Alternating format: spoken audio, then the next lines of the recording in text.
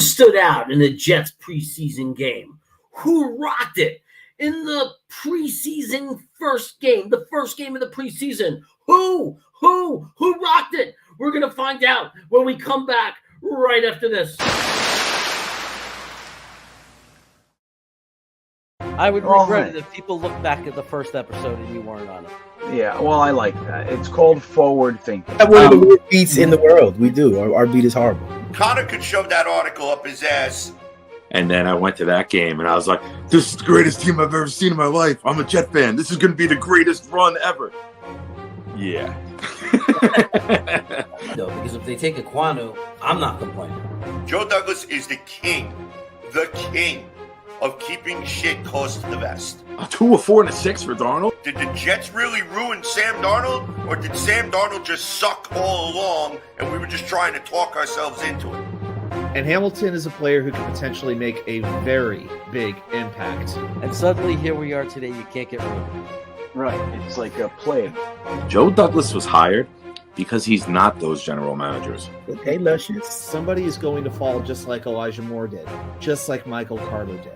You know, what would, if you had one sentence to say to Joe Douglas, what would you say? So you would say, you had me at hello, and then give him a big old wet one right on the smack.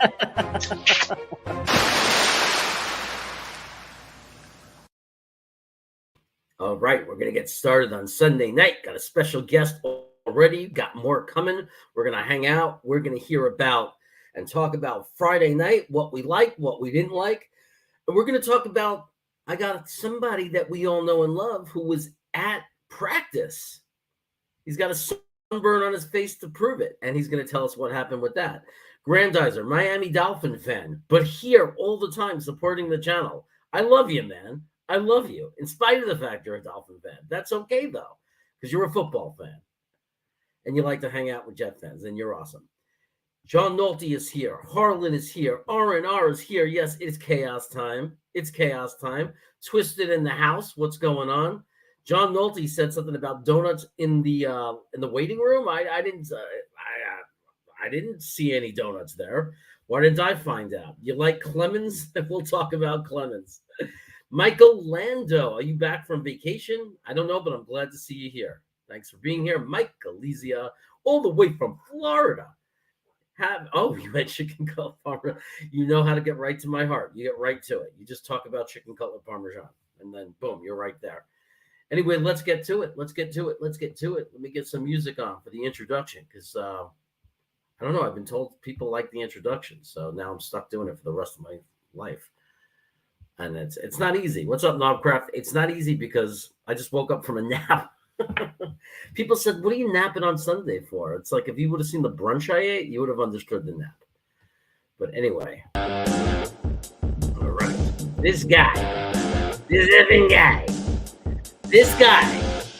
he teaches about nomads. He can tell you what manifest destiny means. He can do that. He knows. I can imagine him in front of students, passionately telling them the definition and giving great examples of manifest destiny. He can talk about the iconic picture of the state broken into 13 pieces, and I can see him doing a reference to football and playing like a team and being together to get what you want, united. That's the kind of guy we're talking about here. You've seen him on Weapons, huh? He's the Michael Clemens loving, Garrett Wilson loving, Elijah Moore loving, Zach Wilson loving, Carl Lawson loving, Manu Casting loving, even though he's not here. Jermaine Johnson loving, Sauce Gardner loving, DJ Reid loving, Whitehead loving, the greatest Jet fan in the world!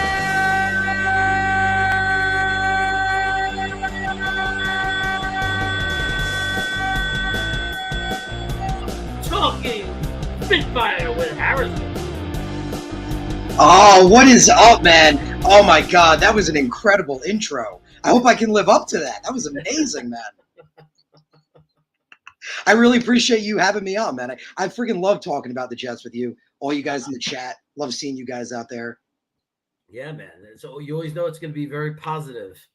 when you're around. You have a way of looking at the best of things. You gotta try. You gotta try. Yeah, I've actually never seen you like really down on the Jets. I mean, well, to be fair, I mean, if we go back the Adam Gase years, like I was vocal the day we signed him. I was like, this wasn't the man I wanted. This was not the head coach I wanted. I am not happy with this, but I hope it works out. I was negative before Joe. It's really Joe Douglas, man. Like everyone, you've been following me a while. Like I love Joe Douglas. Ever since he's been in charge, his blueprint is on this team. He's got the keys to the car. I'm happy. I'm just very happy now. Wasn't always the case. And there's no question about it, because in like 18, 19, I wasn't talking positive. I wasn't thinking we were going to win. I was just like held my head down, you know, like you're a Jets fan. Yeah, they suck. Yeah, I know. You know, like it was just nothing. And Joe Douglas came the first year. He came late. So it was like, oh, okay, who is this guy? But then it just started to take shape. I saw little pieces, you know, being patched in, and you know, and it was literally when they got rid of Gase and they traded Jamal. I got excited when I saw the draft capital. I said, oh wow, we got all this draft capital. Now we're getting rid of this coach. Maybe we get a good coach. Then Saleh comes in. I already knew about him because I live out here near the Bay Area. And everybody loves Saleh out here, you know, and loves their Niners. So it all started to pop in my head. Something's happening. Something's definitely happening. And then of course we get Zach Wilson, and we make the trade for AVT, and it was just one thing after another. But it really that Jamal Adams trade is going to go down in history as like one of the greatest fleecings in the history of the NFL. Like it's crazy. Like, and it's just so fitting too, because we got a guy like Jamal Adams. The attitude just sucked. I mean, ever since we brought him in, like he came in as this great, excellent player, but he's just calling out, saying everyone else doesn't care. Everyone else isn't trying. This team sucks, basically. And then he's like shopping himself, trying to go somewhere. I wasn't a big fan, but the biggest thing that got me was, we don't have to talk too much, but the whole depression rant when he went on that thing. Is anyone who knows about, like, I have people in my life who actually suffer from real depression, and to see someone come on camera and be like, everything was fine before and now the Jets pissed me off and I'm depressed, like it's a light switch you could flick on and off. It felt so disrespectful to people that actually have that as a condition. So that was the day I was like, I'm done with this man. Like, just done with him. Yeah. People throw the, you know, a lot of that stuff around. I know, you know, like about like mental health and things like very loosely. And when you actually experience it, you're like totally like, no, that was the whole thing with Ridley or whatever in Atlanta. People was like, oh yeah, it's no big deal. He'll come and he'll start over. And it's like, no, they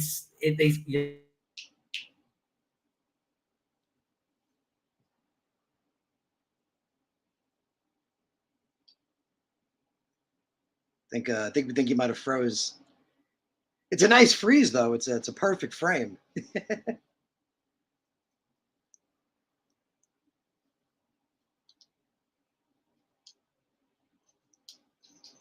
I'm not sure if people can still hear me. You guys in the chat, if you can hear me, I guess let me know.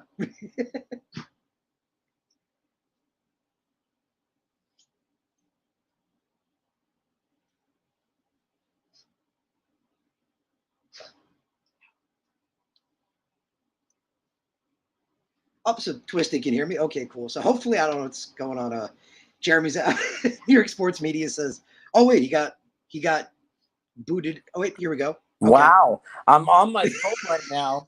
My computer just jumped into like a reboot, like a restart. So I'm gonna like one of those stupid like Windows is updating and you don't have any say in the matter. This when you work for a school and you have an IT. Yeah, I know what you mean. Yeah, I have one of those. Where it's like nothing on the computer is working and I have to teach a class in 20 minutes. You haven't updated the computer. All I'm thinking to myself is, if anyone can hold down the fort, it's got to be Harrison. All he's got to do is yell at his camera for a while about why the Jets are awesome. Yeah, no, you know it, man. You know it. Glad to you got it working on your phone. It looks like. Yeah, I'm just on my phone until the computer reboots, so I'll get back on the computer. It'll be kind of funny when there's two of me. Yeah, Um, that's good. And I appreciate all you guys out there. I see, Harlan shouting out. Appreciate you, man. Twisted. Appreciate all you guys. Thanks for the support. Yeah, I'll look at that. I can highlight people. Dark Soldier's here. Chris Bradigan is here. You have to say it with the rolling R. Otherwise, he gets really annoyed. Iowa Jets fan. Iowa Jet fan, what up, bro? How psyched are you going to your first Jet game, man? That's freaking awesome. Yeah, he is. It's going to be amazing. It's going to be amazing. And then we got Adam, New York Sports Wicker Media, Watsu K99. He goes by many names. And it doesn't matter which one you use. He doesn't mind. You could also just call him the Wicker Man, especially when he's sitting on that wicker chair. Oh, it looks like my computer is back up and running. Let's hope it didn't forget all my information and who I am. Nice. While you're logging in, I would say Iowa Jets fan, dude. I'm actually a little jelly, man. Like, I'll be honest, because it's so cool to be able to go to your first game. Like, I remember going to my first Jet game when I was a kid, like with my grandpa and my dad. And it was just such an amazing experience. And obviously, as a kid, like, everyone's bigger. It's a lot of adults. It's a big deal. But even, as an adult, your first game, it's really something special. So I think it's so awesome that you're going to be able to be there, man. I mean, think of how it must be for him, because you're talking about now it's no internet. You're talking about a situation where he's like literally going to be in a stadium that has more people in the stadium than in the state he lives in. You know, so it's like that's funny. That was good. That was good.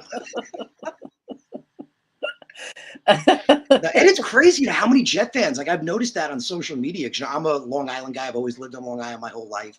And, seeing so many Jet fans, like, like yourself, like all over the country that are just such hardcore Jet fans. I think it's so awesome. It's such a awesome community that we have. Yep. I'm going to jump out and pop right back. So you guys have to just look at my ugly mug. I apologize. All right. We're back up and running like normal. Almost like normal. Harlan says the best place to be is in front of your TV set. Bro, that's so funny. Like, that's what my dad, we would always try to get my mom to go to the game. She's like, why do I want to go when my bathroom is like 2 feet away from me so I could wait in a line for like 3 hours? She was like, I think she went to like 2 games like ever. She was just like, yeah, no, like, I'm not paying expensive food, waiting in line for bathroom. She's like, that's no. She's like, I'll watch on TV. I'd be lying if I didn't say the whole bathroom thing stresses me out too. I hate it, but I'm not going to mind it probably this Jets game, because we got, I'm sure the Jets hangar, the club is going to have like its own bathroom or something just for us. So it won't be like, where there's, 1,000 people in the stalls. Like, again, like, imagine how it's going to feel for Iowa. He goes to the bathroom and there's more people in the bathroom than live in the entire state he lives in. You know what I mean? It's like, it's intense. I got to hammer home the same joke over and over again because I don't get many good ones. So, That's funny. That's funny. Dark Soldier asks, where in Long Island? I've been all over, man. It's pretty crazy. Like, I've been all over the island. I grew up in Smithtown. That's actually where I grew up. I lived my whole childhood really growing up. Then I moved to Bayport for a little while, which is right by Patchogue. I lived in Lindenhurst for a little while, and now I'm up by Port Jeff. So I'm kind of, all around the island. Nice. You got to try to. Anyone who lives on Long Island will let you know. Rent is just ridiculous. It's disgusting here. So you got to move around. You got to get what you can get. That was like Long Island is way too overpriced. That was like me when I started my adult life in the Bay Area. When I left New York in 1996, the first time I left, and I went to the Bay Area, and I lived in 8 different places. It's because you're just always looking for the better deal. You're always looking for a better situation, because the rents keep going up, and it was a fortune. So I got you. Hey, Port Jeff, man. When I was at Stony Brook, Port Jeff on Fridays, we used to go there at like 4 p.m. And there was a place, I don't know if they're still open, called Tara's. It's actually, so that not in the village, you're talking about the bar that's right before you get into like the village. Yeah. I know where you're talking. That's actually funny. That's the local bar. Like, all the local people go to that bar. Like, there's bars in the village that, like, people that come here go to. All the local people go to Tara's. Yeah. So we went there for one thing. For $5, you can get a giant bowl of fried calamari. with like, you know, a I don't know if spicy, that's the case anymore with right. I mean, inflation back and then, everything. and it was like as a college kid, you couldn't eat better than that. You know what I mean? You're eating fresh seafood, fried calamari. I mean, fresh. And it was delicious and amazing. And we would just sit there. Me and my friend Stephanie and Christine would go. We each get our big bowl of fried calamari. We'd get a beer, you know, and just that was our Friday. It was great. And they did have a great deal on burgers too. It's funny that Nolte is mentioning the burgers because that they had a happy hour special on that too. If you didn't want the calamari, you could get a burger or whatever for like $5 as well with a big thing of fries. I mean, but it was great when you're a hungry college kid, crappy food on campus, and you go there and you can get good food at a price you can afford it, you know? Yeah, that's funny. I went to Stony Brook too, you know, small world. That's where I went to school. Crazy. Yeah. Did you live there or did you commute? I commuted because, you know, living so close. Like I lived in Smithtown, like I was saying, growing up. It's like maybe 20, 25 minutes, 30 with traffic. It's not bad. So I commuted. You're right, but I right. did spend a lot of time, or tried to spend a lot of time on campus, like, you know, hanging out with friends and crashing the dorms and stuff. Yeah. I used to live in the Schick building.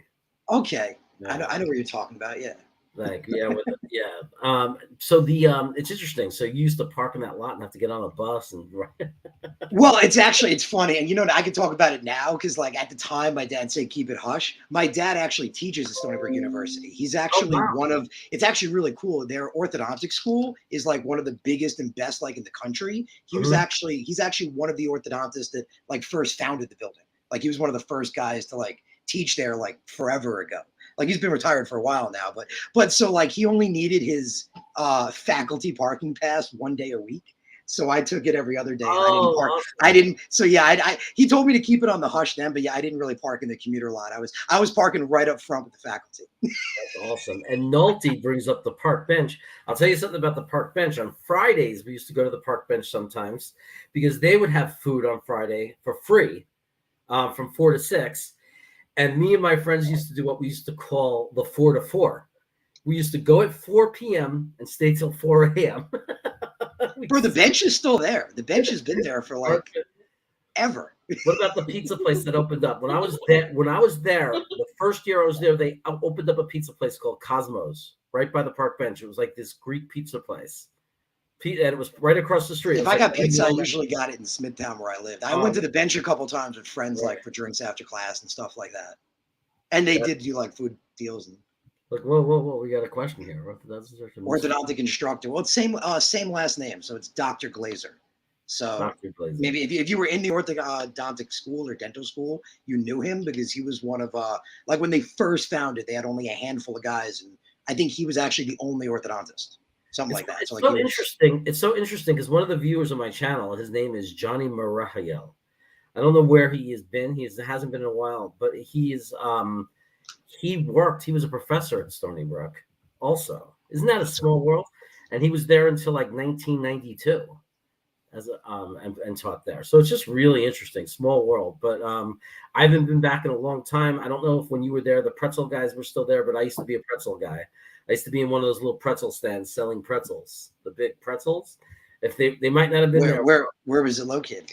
Like where on there campus? Were 3 of them, right? There's a lot of restaurants now. Like they've opened, like you remember Rothquad? They opened like a cafeteria area there where they have like a California pizza kitchen, a Wendy's. Oh my god! Like it's totally commercialized. Oh, it's totally different. It's totally commercial. If you go to the SBU, like the SAC, like they have a huge cafeteria area with tons of. That's like totally different. When I was there, it was like the school cafeteria had an express Burger King that came in the last year I was there. But there were 3 pretzel stands on campus, like propane tank pretzel stands. There's a pretzel guy, this guy Mark. He had 3 stands on campus, and I worked in one of them. And I got to tell you, you want to meet girls in college, work the pretzel stands. I actually had the same kind of logic myself. I don't know if it was there when you were there. It was called Jasmine. It's the Chinese food restaurant on campus. It's called Jasmine. No, we had no restaurants on campus. Yeah, no. It's I forgot exactly where it is. I think it's by like the Union. I think it's been a while since I've been there. But I got a job as like the delivery guy. Like legit, like after class, I was delivering food for Jasmine, going to people's dorms and stuff. That's So awesome. that was pretty cool. That's Short awesome. amount of time. In the Roth Quad, they had a pizza place, like a little hole in the wall. Like you couldn't go and eat there. It was just a kitchen, and it was only delivery. And I used to deliver. So that's so funny that you delivered too. I did everything for money when I was living on that campus. I mean, anything to make money. I was like all these different jobs. But the pretzel guy was my favorite because girls would walk by and I'd be like screaming at them, "Free mustard! Free mustard right here! I got all the mustard you want for free!" And like great conversation starter, you know. Oh, that's funny, man. That's funny. I was laying my pretzel all over. That's what she said. Anyway, let's go to Friday. Okay. So, well, I guess we could start with the bad. Okay. Like the game starts, and obviously neither of the tackles who are actually going to be playing opening game are playing. But let's not kid ourselves. I looked at the guards. The guard play wasn't that good as well. They could not stop Jordan Davis to save their lives. Jordan Davis was going right through them like paper. And the running game went nowhere. I mean, these guys were running into a wall. I mean, so that would be a negative right from the beginning. And then obviously Zach didn't play well. You know, he had a bad underthrow on the next drive before the injury. He had the interception, you know, whatever from that first drive. So it got off to a kind of stinky start.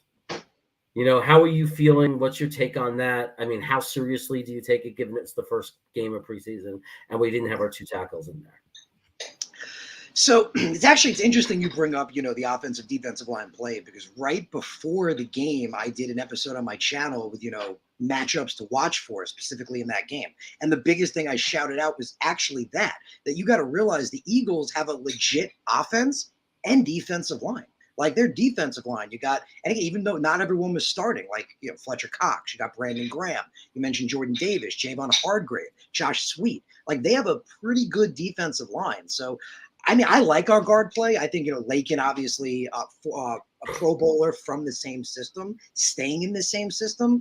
I see great things from him. And we all know AVT, you know, unbelievable year last year as a rookie, really trending up. I see him as, even Robert Saleh said, it's not if, it's when he becomes a Pro Bowler, is really what Robert Saleh said. So I like our guard play. I think it could have, again, just been quality Eagles defense. Like that was, again, the biggest thing I pointed out. Like their defensive line was going to be hard to stop, and their offensive line was going to be hard to get through. And I think that's like a bit of a shout out, because we actually got some pretty good pressures on them, considering they have a good offensive line. You see how you turn it right to the positive. That was defensive pressure. I don't know if it's just them playing a vanilla defense we're not going to see anymore. There was nothing wrong with the defensive pressure. You know, play number one, Quentin Williams pushed a guy backwards 10 yards. You know, there was some okay things on the line. I don't really blame the cornerbacks because they were playing so far back. But that's what my question is I think that's why Sauce Gardner got a little frustrated. They said he looked frustrated. I think it was because why do you pick Sauce Gardner and then make him stand 15 yards, 10 yards back and let guys catch passes when he's the best, maybe like the future best press corner in the NFL?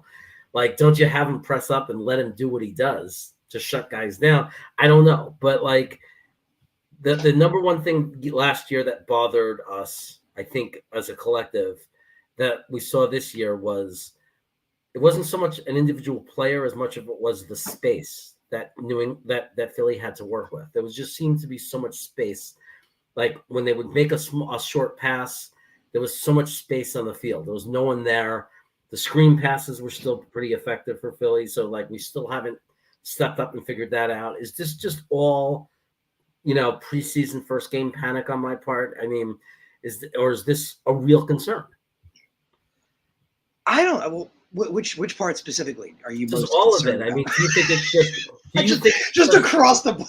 Across the board, do you think we're just? I thought maybe there was like a specific aspect, like the. No, I mean, do you think we're just playing? We're playing a vanilla scheme, and it just doesn't mean anything.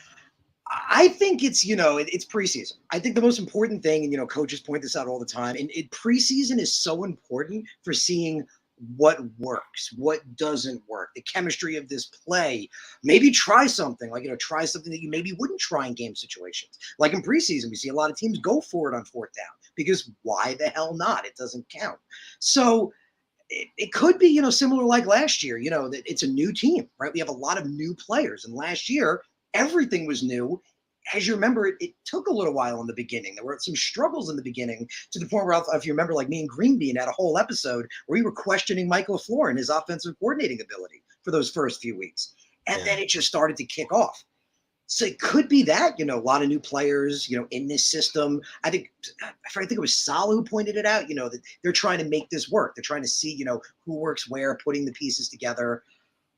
I would say, in the preseason, it's important to test those things out, right? Like in preseason, it's important to see what works, what doesn't work.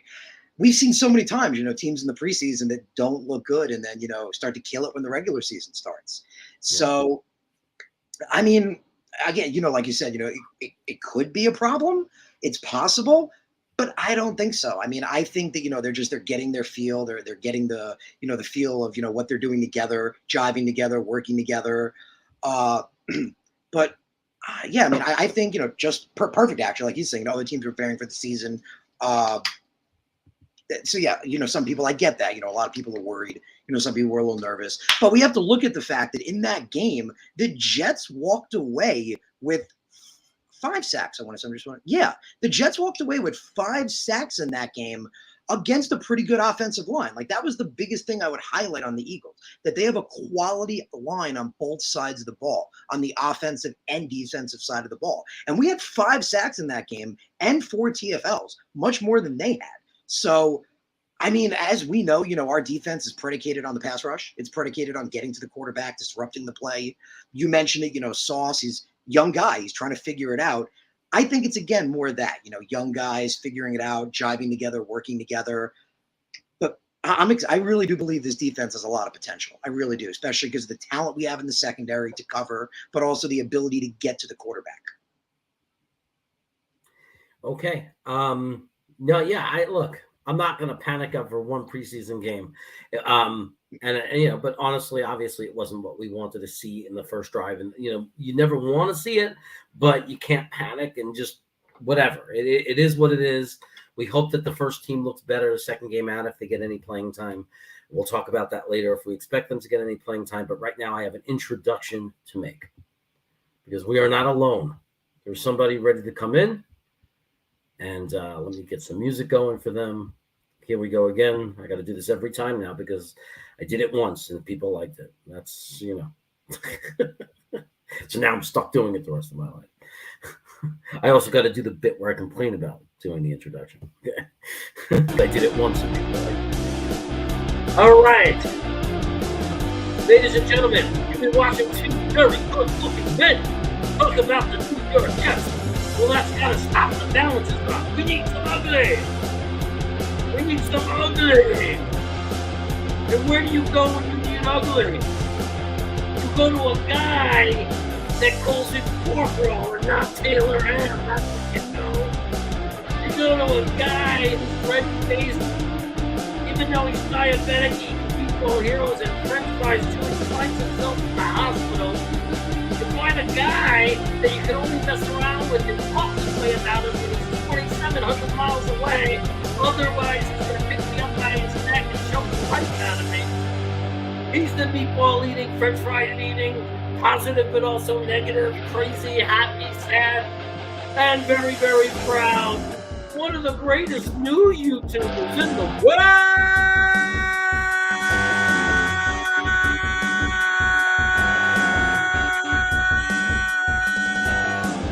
The proud New York Jets fan.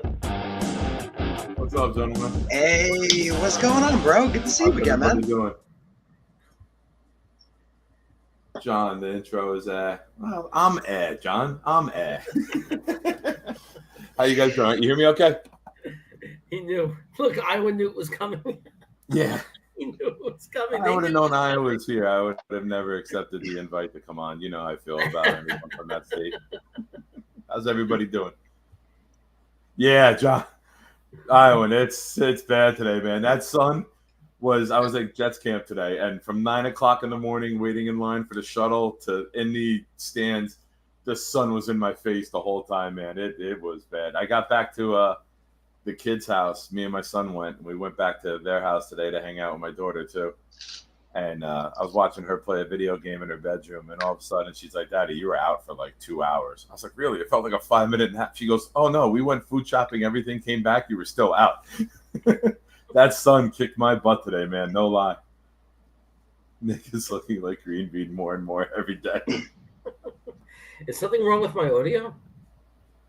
No, I think you sound pretty legit. Seem to be coming. When you do the intro, the music is loud and you sound faded because of the That's true, actually. Yeah, that's true. When you were Okay, So during the intro, I heard Harrison's intro in the car on the way home, and I was like, it was like one of those where you got to stop like breathing to listen like clearly. Oh, so I got to play the musical less. Okay. Yeah. I don't know if there's a, StreamYard better than I do. I don't know. Yeah, no. I have the music playing to feed the audio a little bit. I have the music playing at 100%. I can lower it by 30%. Yeah, I would bring it down to like maybe 60 and try it because it's the music bumping. It's good. All right, let's. So Nick, you were at the camp today? Yeah.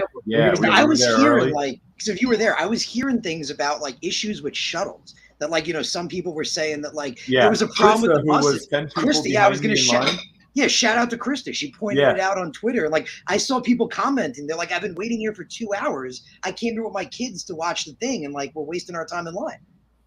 Yeah, she her picture on Twitter that she shared, the first picture, the big dude in the gray shirt with the hat on, that's me right in front of her. And she sat next to us because she was the shuttle behind us. And when she walked in, her and her uncle sat right next to us. I was like, "What are you doing here? Aren't you supposed to be tweeting Braxton?" So me and her talked for a little bit, and then I saw the tweet, and I was like, "This is a really weird way just to say you wanted to take a picture of me. You could have just asked me." But yeah, the people with the school, it wasn't the Jets' fault. They had the school buses booked, and I guess there was a miscommunication on the school bus end. So they were scrambling to get people to come in, whether somebody who signed up for the overtime detail didn't show up on time, but then later on someone had gotten there. But it was one shuttle. We were in the second shuttle. That it was only like 8 people in a shuttle. So the first one went, the second one went. I think she was in the third, and a lot of people were walking the 1.2 miles from that parking lot over to the facility because it was that jammed up. I saw a tweet from somebody, and that explains it. It said just covered 1.2 miles in 11 minutes trying to catch my breath. Yeah. So okay, so you have some inside information from today's practice. What did you see? How did Flacco look? There was a miscommunication. He had one pick that Bryce Hall made a nice interception on. It looked like, I think it was Conklin was supposed to run a seam, and I guess he read it and cut out, but Hall read the pass, dropped back, made a nice pick. Elijah Moore is unstoppable on out routes, outs and ins. He is my guy. Wide receiver 1. I love it. Hall did really nice covering Moore. We were sitting right at like the 40-yard line, and then went into 1s versus 1s and 2s versus 2s. Hall was on our side of the field. I'm sorry, Gardner was on our side because he's playing left corner. And then when they switched the other way, we had Hall right in front of us. And I thought Hall did a really good job in press. He was into Elijah Moore, physical a lot. So it's a very good opportunity for him with Reid's hammy to show we got another guy who can play the outside, right? This has been a position of weakness for us for 5-6 years, right? Since 4 games into Revis coming back, it became Revis for Marty days. Yeah. When we brought Revis back after the Patriots, it was good for like 4 weeks, and then it was like, oh, all right, he's done. So it was it's nice to see that we have depth at that position. Defensive line was very active. Fant was, I don't think he was in team drills. You saw the pictures I was sending in our Twitter group. I was sending everything to our private group chat on Twitter, and Fant was right in front of us taking a knee. he was around signing autographs after. It doesn't look like anything bad, but he just took a knee to get some water. They had him doing some stuff on the side. But Lawson and Herman's. Lawson went into Herman's. Now everyone's seen the video that like Pat McAfee shared, like the aftermath of it. Lawson bulldog rushed this guy, and he was losing his balance, and it looked like Herman's grabbed Lawson to twist him down, but Lawson like twisted. It was like a WWE move almost, where Lawson countered it, and Herman's went down, and Lawson like slammed him, and then they got up, and Lawson shoved and went for the head. But I thought it was pretty cool that everyone who broke it up, nobody put their hands on Lawson. They all grabbed Herman's like, what the fuck are you doing? Like, they were just like, get your hand. Who the hell are you to touch him? Get off of him, you clown. That's what you want. I like that. Yeah. Like, bro, you don't touch him. Wow. I feel like Carl should be wearing the red jersey, right? Like the quarterbacks. Like put Carl in red. Yeah. He was active, man. He was active. My favorite play, it's a small thing. It wasn't an actual play. They weren't in pads today because they played on Sunday. So it was thud. You know, it was just tap the runner, make sure you're there. Flacco dumped it off to Hall, who's going to have I think he's going to be more involved in the passing attack than people think. They had him in the backfield lining up, and on the left, twice, it was Moore and Wilson lined up in like a stack in twins, and Hall motioned out of the backfield to make it trips, like tight. Moore went deep. Wilson was the middle guy. He did an over the middle, and Hall was the inside guy, and he flared out, and he's like wide open in the flat and catches it. Oh my God! So if you just imagine him in space, right? If they jumped a short route, you got Moore streaking. If the safety plays more, you got Wilson on a post up the middle. If they drop back because they're afraid of the speed, you're finding a hole in the flat. And he's catching it here. He's not catching it on the body. Like, he's using his hands like a receiver. Like, he looks very, very skilled in the passing game. I know we care about football, but for fantasy football guys, this kid is going to be a stat stuffer, man. I have him on 2 teams already. Yeah. He caught one in the flat. No, I'm sorry. Carter caught this one. Carter caught one on an out. They hit him with it. He turned it upfield. Excuse me. Different play. This one was a wide receiver screen to Jackson, number 9. They did the wide receiver screen, the little bubble. He catches it. He shoots through. He goes up the sideline. Guess who's 45 yards downfield chasing him full speed? Michael Clemens. Oh, full speed downfield. I know someone has mentioned it in the chats or one of the other shows that Clemens is always chasing the guys down. I saw it firsthand. My goal today was to make Clemens smile or laugh at some point. But when they did team, offense was on our side of the field, so I'd never had him in earshot. And then when practice ended, the rookies were over. So it was like Max Mitchell, JJ. Shout out to Jermaine Johnson. Gave my kid his Jets headband. Oh, that's awesome. My kid. Yeah. I'll send you the bro, and I love Jermaine too. That's awesome. Yeah, he was cool. He was there the longest sign-up. Michael Carter was the only one not a rookie. Sauce came over for a bit. Elijah Moore popped in too. And Elijah Moore took my son's hat to sign it, and then they called him to go do something with some special needs kids were waiting to take a picture, and like the PR is like, we got to go. And he like handed the hat back to my kid. And my kid walks over and goes, what the fuck? He goes, he had the hat in his hand, Dad. But he got JJ to sign his hat. And then Jermaine Johnson, even though my kid is in high school, I got him the wrist thing from the Jets generation, the kids thing. And he got in the kid tent. And he's like, Dad, these little kids are like 6 and 7. They're freaking savages, man, pushing me around to get up. I'm like, you didn't push any of them back, did you? He goes, I thought about it, but I didn't. I was like, all right, good job. Jermaine Johnson was finishing up, and he says, guys, guess the number 1 to 10. Whoever guesses it gets the headband. And all these kids are throwing out numbers, and my son's looking at all of them that he's saying no. And my kid just goes, and he's like, yep, here you go, kid. Takes the headband off and gives it to him. So, yeah, he got it. So he was very happy with that. Nice. But yeah, Nick, I love that you brought up Bryce.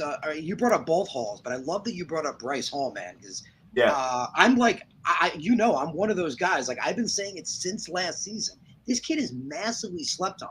Like I love Bryce Hall. Like you look at what he did last year statistically in his second year. He was one of the best corners in the league, honestly, man. I mean, his numbers, his PDs, his coverage, everything was ranking in the top of the league. And that was just his second year, like starting, really his first year as a full-time starter. So, man, like I love DJ Reid, obviously, love Sauce Gardner, but so many people sleeping on Bryce Hall. He's got something that we haven't had. 2 years starting experience and is now a backup. So that's what you're seeing with all the rookies we've had to play the last 2 years. We're now in a position where we got guys with game starting experience who played quality minutes, who are going to be backups. So we're getting that quality depth, not in a normal way, right? It was trial by fire. Let me take this call real quick. I'll be right back in. Okay. Of course, no worries, man. But quick, while we're talking about it, you look at the cornerback room. I mean, we all know what Sauce has the potential to become. I mean, he has the potential to become one of the best corners in the league. Like his numbers, they speak for themselves. We all know that. And then DJ Reid, I mean, what he's done is really impressive. Like I had a whole episode showing, if you look at his stats, he's 100% right. Like I don't have it directly in front of me right now. I could bring it up if you want, I could, but I showed how like you have a guy like AJ Terrell and a guy like Jalen Ramsey who were Pro Bowlers last year, and DJ Reid was statistically better than them in like almost every category. Yet they were like first team All Pros. So like the potential in that room is unbelievable. But like Bryce Hall, like he's buried now. But man, I know I was one of the few to say it, but I think he is a legit lockdown corner. I mean, people, crap on him for like not getting the picks or whatever, but I think he's a pretty locked down dude. I mean, again, obviously I think DJ and Sauce have the potential to be better. I mean, what they've done is amazing, but I think, Bryce Hall could potentially, it could be like a 3-man thing where I think we could see like a healthy rotation of, rotating guys, keeping them healthy, getting mismatches with certain guys like Sauce, Bryce, and DJ on the outside with like Brandon Echols and Michael Carter II on the inside. Yeah. It's as bad as it's about as stacked a room when you talk about cornerbacks as I can remember.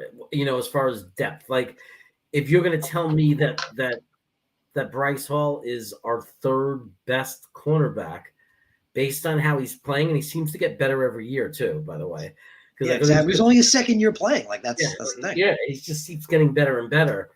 But like for that to be our number 3, and then even Echols, like to have a fourth guy, and I'm talking about the boundaries. I'm not talking about Guidry and Carter II on the for the slot. I'm talking about our outside cornerbacks. Like so, if you look at Echols as the fourth guy that would come in a situation to cover wide receivers, I mean, for him to be number 4, like I'm not going to sit there and say, oh, he's a really good starter. He showed potential. The rookie year, he didn't look horrible. Like he didn't get embarrassed game from week to week. It was like for a rookie, right? But when you consider number 4, he's the 4th guy as far as boundary cornerback. That's pretty amazing. Last year he's our number 2. This year he's our number 4. I mean, the room is stacked. And then when you look at Michael Carter to play the slot, and then you have a guy like Guidry, right, who wasn't bad. He's middle of the road. Like he's not there's a lot of half the teams in the league would take him to be their slot corner. So it's pretty cool. Like we're pretty deep, so it's exciting. Yeah, without a doubt, man. Literally without a doubt. Like you mentioned, with Echols, like I loved, like, again, don't get me wrong, love DJ Reid, love Sauce Gardner, unbelievable talent there. But I was one of the few people that liked the potential, like you mentioned, of Bryce Hall and Brandon Echols on the outside. And I like Brandon Echols because he's such a freak athlete. Like this is a dude that runs like a low 4.3 40, like fast as hell. He's not the tallest dude. He's only like 5'10", but he's got ridiculous ups. Like his vertical is like 42.5. Like he jumps like he's like 6'2", 6'3". It's like that's what I loved about his potential, because like speed wise, he can keep up with anybody, and height wise, he can jump as high as anybody. So Yeah. We got a lot of talent there. We have a lot of athleticism too. So it's different, right? We have depth at a position. yeah. What is depth? I feel like as a Jet fan, it's like what is depth? Yeah, what does that mean? Depth. What is that? Well, here's the thing. I'm not. Yeah, we've had it where we've reached new depths with how low things have gotten. Yeah. I'm not gonna jump into linebackers right now, right away, but let's start with Wild Goose, because we're talking about cornerbacks. Wild Goose is a guy a lot of people liked. I've heard chatter about him for the last few months that people like Wild Goose. I'm not going to lie. Friday night, it was hard not to notice some of the things he was doing. This kid was all over the place. Like Who? he was. I missed the name. Who? Wild Goose. Wild Goose. Yes. Backup cornerback. He was lighting people up. He was all high over. energy today in practice too. Very, very high energy, even with no pads. Like, yeah, you very good point with him. Go ahead. Yeah, so I'm just wondering, because it's like he's a guy questionable to make the roster. I don't want to set this guy loose. I mean, maybe he'll survive the practice squad. Maybe he'll be able to survive a year. I don't know, but man, it's like this is the point we're at, being Jets fans. We're talking about having to let really exciting young players get snatched away from us. But what are we supposed to do? We're just that deep in the room. But this kid would be painful. It'd be a punch in the stomach to see him go. Just from what one night, I never really saw a lot of him, and I didn't know much about him. But he stood out. There was no way not to know. Like on Friday, if you watch that game, the kid was everywhere. Yeah. He's actually a guy, like I think it was like a few months ago, I mentioned him as someone just to keep an eye on. Like he's a guy, that I liked the potential of him, because you look at like what he did back at Wisconsin, like when he was there, 2020, he didn't play. But in 2018 and 2019, he had 13 PDs over just those 2 years.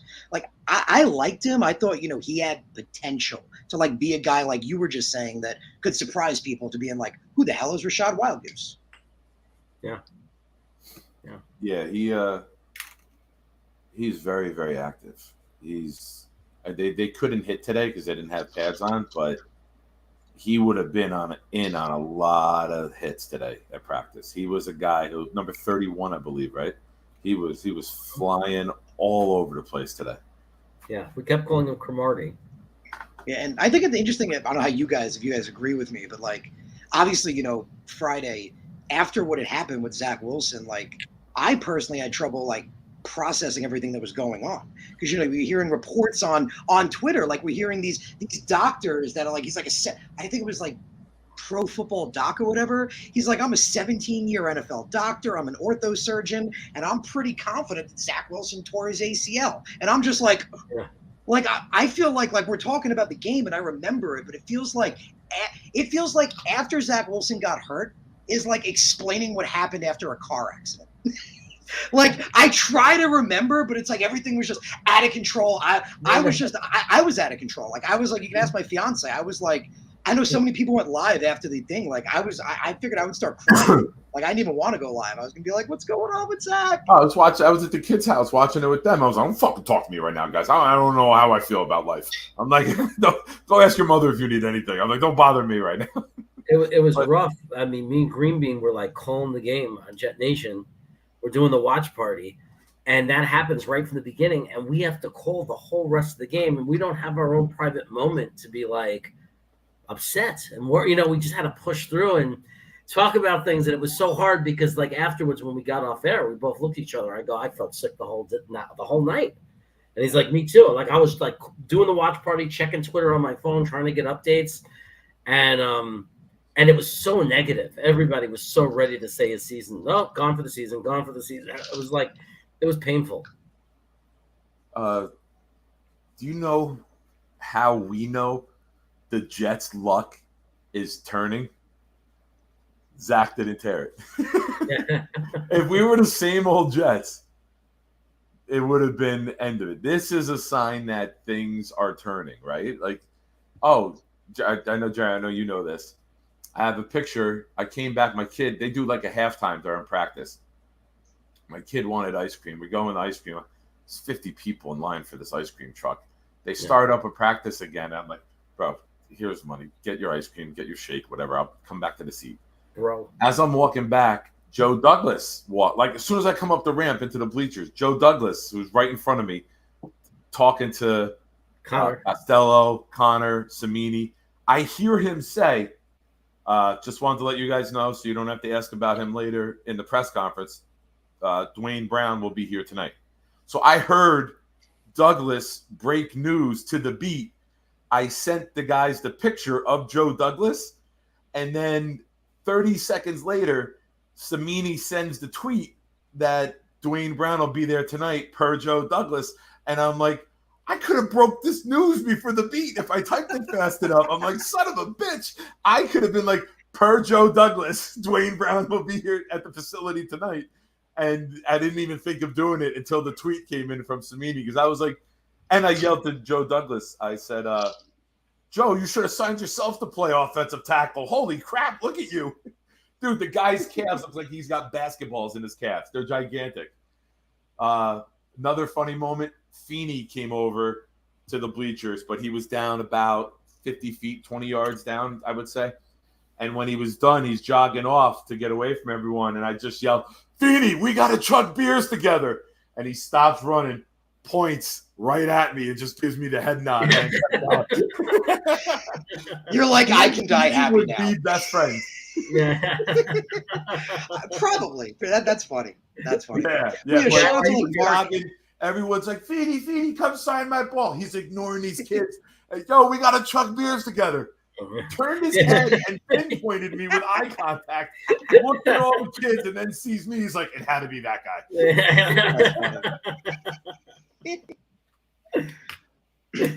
That's great. That's too funny. Yeah, it was really fun. No. Like, he's like, why don't we come to this all the time? I'm like, number one, it's not always open. And I'm like, it's sometimes tough to get tickets. You know, if Zach can't play game one, the one salvageable thing about it is that if you go to a game and you had to watch Flacco instead of Zach, let it be against the Ravens, because there's some interest there. It's like this revenge game kind of thing, showing them that he's not done. So, I mean, at least it's that game which has an interesting aspect to it, as opposed to, I went to see the Jets play, Miami, and I didn't even get to see Zach Wilson. It's instead, well, I got to see Flacco try to go against the Ravens, which is kind of cool, Yeah, I completely agree, Jeremy. I had the exact same take. Like you were saying, Nick, like a sign that our tide is turning. Like we thought, oh my God, this could be it. Like in a year where Joe Douglas has done exactly what was needed to build the team necessary to see if Zach can be the guy. Like this was all about evaluating Zach Wilson. Now they're like, oh my God, this could be it. Like it's over before it even starts. So obviously best case scenario, just a few weeks. But Jeremy, like you said, like what could be more perfect? Well, he might miss week one. Well, Joe Flacco gets to go against the Ravens. Like you were just saying, that's like such a revenge game to him. Like he's going to approach it like, well, this is the team that said I didn't have it anymore. This is the team that moved on from me. So I think he's definitely going to want to stick it to them. So obviously he's going into Baltimore, definitely wants to show them that he still got it. Like Salah said, that he's still a starting quarterback, that he still could play quality football in the league. And then let's say Zach needs another week or so to recover. Week 2 is the Browns, and after what they've done, they're all shades of screwed up. If Joe Flacco carves up the Ravens week 1, he might go into week 2 hot. Like, could you imagine if Zach comes back like week 3 or week 4 and we're like 2-0 or 3-0? Yeah. That would be awesome. Yeah. Yeah. I mean, look. Be ready for week 1. I really do. I hope so. He missed what? It was 4 weeks last year, right? He missed 3 games in the bye.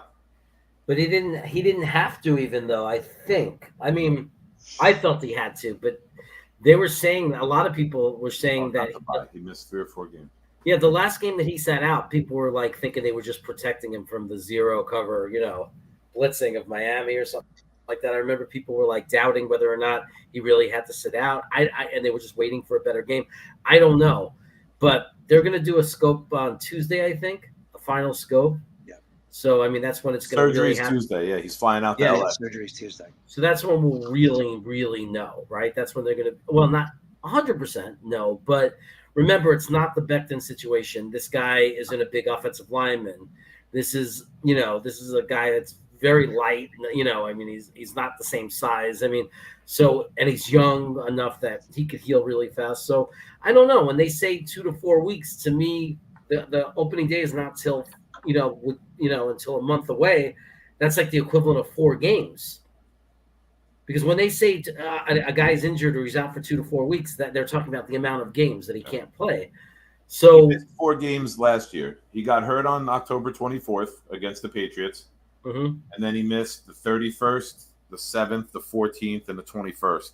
So he missed 4 games, and he came back on the 28th against Houston. So it's going to be close. So technically, that was 35 days in between games.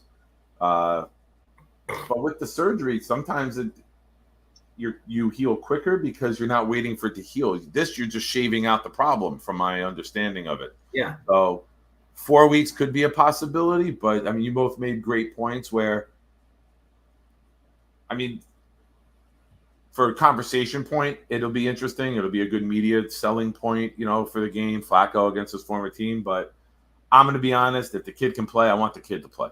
Like that's. Yeah. I don't think we hold him out extra. If he can pass all the tests and he's physically able to, go with it. It's not like it's a rupture and a reattachment and you're afraid of something else coming off. This, you're just shaving down the meniscus, from my understanding.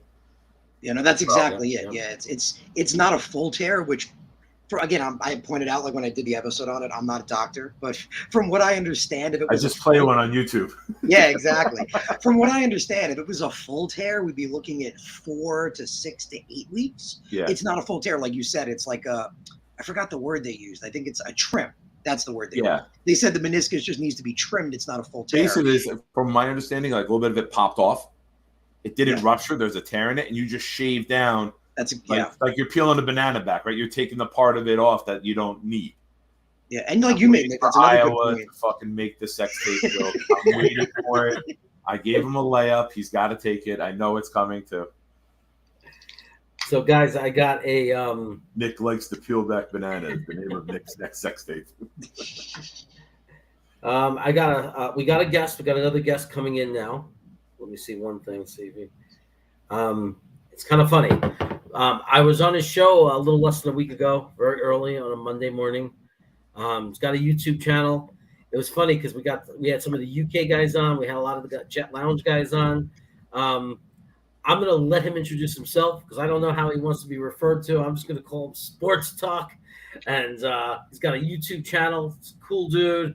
We had a great time. You ready, dude? Give me a thumbs up if you're ready. So I don't bring in when you're not ready.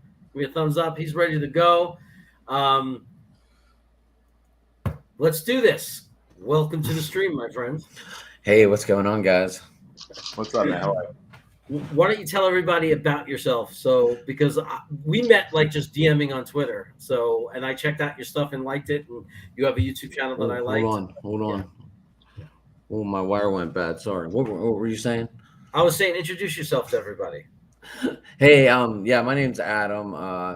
I do sports talking it. I look for fans. I have a show called Talking Sports With.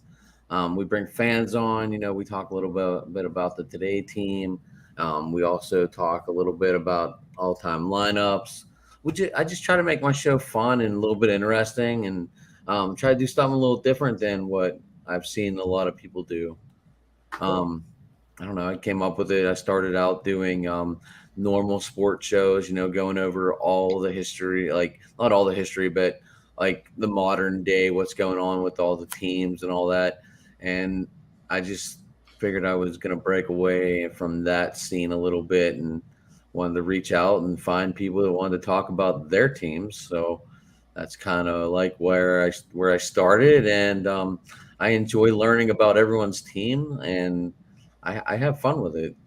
Nice. But you got to. If you don't have fun with it, it ain't worth doing this. Nice. Amen. That's a perfect end message right there, brother. Yeah, that's it. That's it. If you don't like it, I tell anybody, if they don't like it, don't try it, because it's a grind, and you gotta like doing it when you're grinding. It's got to be something you love. I got a different camera set up today, and you can see a lot more today than just my face, and I'm not used to it. Okay. That's okay, man. It's all good. I kind of like the dark look. It's kind of interesting. Kind of just seeing the face in the dark with the microphone, like I creature have of a the light night. on, and it must be really dim right now. I'm not sure what's It's going lighting on. you up a little bit. You got like a little bit of like light on you, and then the rest of the room's dark. So it works. Oh, thanks. I'm glad something's working. So what did Yeah, you? it's like a Bruce Wayne Dark Knight thing going on. So Well, Adam, did you? that's good then, right? Right? Yeah, right. Yeah, exactly. Adam, did you watch the game on Friday? Did you get to see it? I was at work, so I only got to see a little bit of it. I'll be curious to see what this MRI brings. I mean, do they go out and get Jimmy G? Is this going to be a torn meniscus? Is this going to be an all right meniscus in a couple weeks? I mean, there's a lot of questions about Zach Wilson right now. Sure. But Zach Wilson did do what, unfortunately, he does a lot of and threw an interception.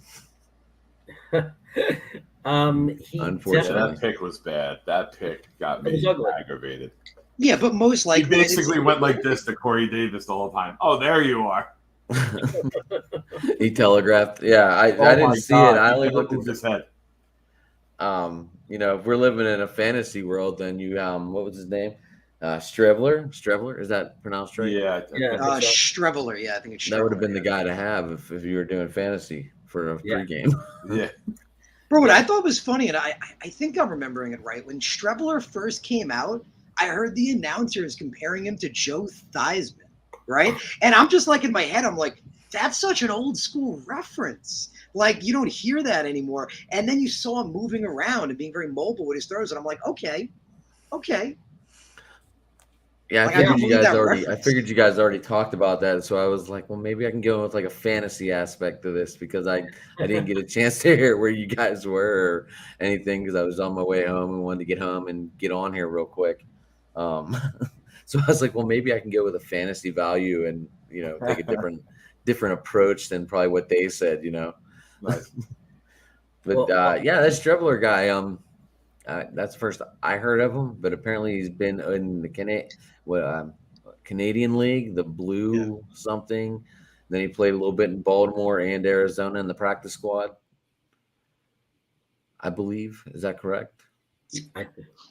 I know he played in the CFL and he was a CFL champion. I remember that because that was like a big story. I don't remember. I can look it up. I don't remember his NFL experience, but I liked what he did. And what's interesting, he's the kind of guy like, obviously with Zach, there's no chance. But if Zach's going to be out for a little while, maybe they keep Flacco, White, and Streveler, right? Until Wilson comes back. All right. He played for Arizona. He played in the regular season a little bit, apparently. And then but like Steven points out, he did do it against like four practice. stringers. We do got to keep that. Like, you got to keep that stuff in mind. Like with the backups, they're playing against guys that aren't the starters. He's got a good arm, though. He's got a more lively arm than White. I will say that. And he can move. Like when they made the He's got some Theismann legs comparison. too. What do you have, about 30 yards rushing? Yeah, he had the big Something run. like that, yeah. I mean, look, he's a practice squad quarterback, though. Let's be realistic. He's going to end up on the practice squad. Oh, But is Savannah Knight going to make this team? He did score the touchdown. I think that Bam Knight, I'm a fan of his because I love NC State. My brother and my parents live in Raleigh. So I watch, I follow them a lot in college. And he did, if he's up in the air, if he's on the bubble, he did a lot for himself on Friday because he looked really good. Yeah, I he totally had a touchdown on 6 carries and 13 yards as I'm looking. A great return. He set up the return for the final touchdown drive. That was him that set up that return. He rushed it all the way to the 45. He took it out. All 3 guys who had returns the other day had nice yardage. Barrios was about 30. Knight was 31, and someone else. Like all of our guys were like above. That was one of the stats I looked at. Tevin Coleman was the third one. Yeah. Who was the other one? Tevin Coleman had a 24-yard return. Barrios had a 31, and Zonovan had 2 returns, and he averaged 31.5. Yeah. So I mean, we got for as little as you could set up in the special teams with no more wedge blocking. It's been more difficult, right? Getting return yardage, a lot of touchbacks, and you haven't been able to really break one. But that's something that the Jets have really even when we've been bad the last couple of years, we still had quality special teams. Now, when we get the offense and the defense to play as well as the special teams to return, well, we could be a really good team, right? Appreciate you, Grandizer. Appreciate it, my man. Even Man had a good night punting too. He had 5 punts over 46 yards a punt and 3 or 2 in the red zone, I believe. Yeah, no, he did excellent. Brandon Mann, he looked like he did his first year. Now he's healthy. I'm trying to go off memory here. It's not working too well. No, he was. I saw that. I was checking the stats, and I was like, wow, I forgot. I didn't realize Man had such a good day. He had a great day. He was reliable every punt. Every punt was good.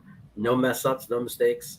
Consistently averaged over 45 yards a punt. I think he had 2 to 3 that went inside the 20. It was awesome. So what? I had a really funny moment today. Family sitting behind us. Kid was about 6, maybe 7 years old. Ty Johnson caught a pass underneath, and the kid turns to his dad in a shocked voice. He goes, "Dad, was that Ty Johnson?" And he actually caught it, and I just lost it. I freaking lost it. I looked at the dad. I gave Oh the my dad God. I go, Dad, that's really good parenting, bro. Very good parenting on your part. I bet you Green Bay wishes they had him back right now. Say again? I said I bet Green Bay wishes they had him back right now. Yeah. To line him out on the He's a good outside. runner. He's a good runner, but he had a case of the dropsies last year, and it just all at the wrong time, right? Like, not that a drop is ever good, but like 3rd and 4, you drop it out to him in the flat. He's 5 yards out. It's a first down, and he's looking to turn upfield before he catches it and drive over. You see, that's why, like Adam, you pointed out with Bam. That's why I always liked him before that first preseason game. I liked him, like you said, Jeremy, at NC State. Felt like he's a really good running back. Michael Carter, when he talked about him, said that he could not believe that he went undrafted and that he's got so much potential in this league. But you look at it, you got Breece Hall, you got Michael Carter, and you got Tevin Coleman. Like, those are 3 guys. So if you're going to keep another 4th guy, why keep Ty Johnson or LaMichael Pierre? Why keep a guy that already has had a shot? He's been in the league. You know what he is. I say give the rookie a shot if they're going to keep a 4th running back. It seems to make the most sense to me. Yeah. I'm not a big pie guy, just to let this cool guy know. Okay. I want to give a shout out to Dom C, who just popped up in the chat. Dom, thank you again, man. My kid and I had an absolute blast today. Thank you for the tickets. You're the man. You're awesome, bro. Thank you so much. That's so cool that he hooked you up with those tickets. Yeah, it was great. So are you guys season ticket holders or? I was, and then my son in 2019 started playing at 1:00 on Sundays for Pop Warner, which I coached. And that was the year we made it to Disney for the Pop Warner Super Bowl. And I only went to one game. It was the Monday night game against Cleveland when Trevor Siemian got like his leg destroyed by Myles Garrett. But I sold off all the games on Sundays. And I said to my kid now, I'm like, we'll get them next year, because now he's in high school and Sundays. Friday Night Lights. So we'll get back in next year. I've had the ticket people calling me like crazy. Oh, so you didn't just sell your seats. You had like I gave them up. It's upper deck. We were horrible. So I was like, I could get these back at any time. Gotcha. Yeah, my dad used to have season tickets back when I was younger. We used to go all the time when I was a kid. Like, I used to go with him. I go with my grandpa a bunch. It's just expensive. That's the problem. I'd love to have season tickets, but it's a lot of money. Now, Jeremy, did you figure out any more games you're coming into? Just the opener for now. Just the opener? That could change, but for now it's just the opener. So it's a long flight, but there might be an opportunity to come in. We'll see. See what goes on. I mean, I'm trying to decide if I should go up to Seattle for that game. That's what you were saying. Yeah, so I'm torn on that, and I might if it's so many people right now between Twitter and YouTube that I might find a couple of guys that are like, we're going to the game, Chaos, get up here or whatever. And if we get tickets together and I have people to go with, I'll probably do it. Yeah. Did any of you catch the since you mentioned Seattle, that Pittsburgh-Seattle preseason game? Did anybody catch that? I saw highlights of Pickett. Dude, that game was wild. That ending was wild. It was 25-25, which, by the way, is just a weird football score for both teams to have 25. I was at a wedding yesterday, so I did not get to see it. Okay. Pickens from Georgia had a great toe tap wide touchdown in the back of the end zone.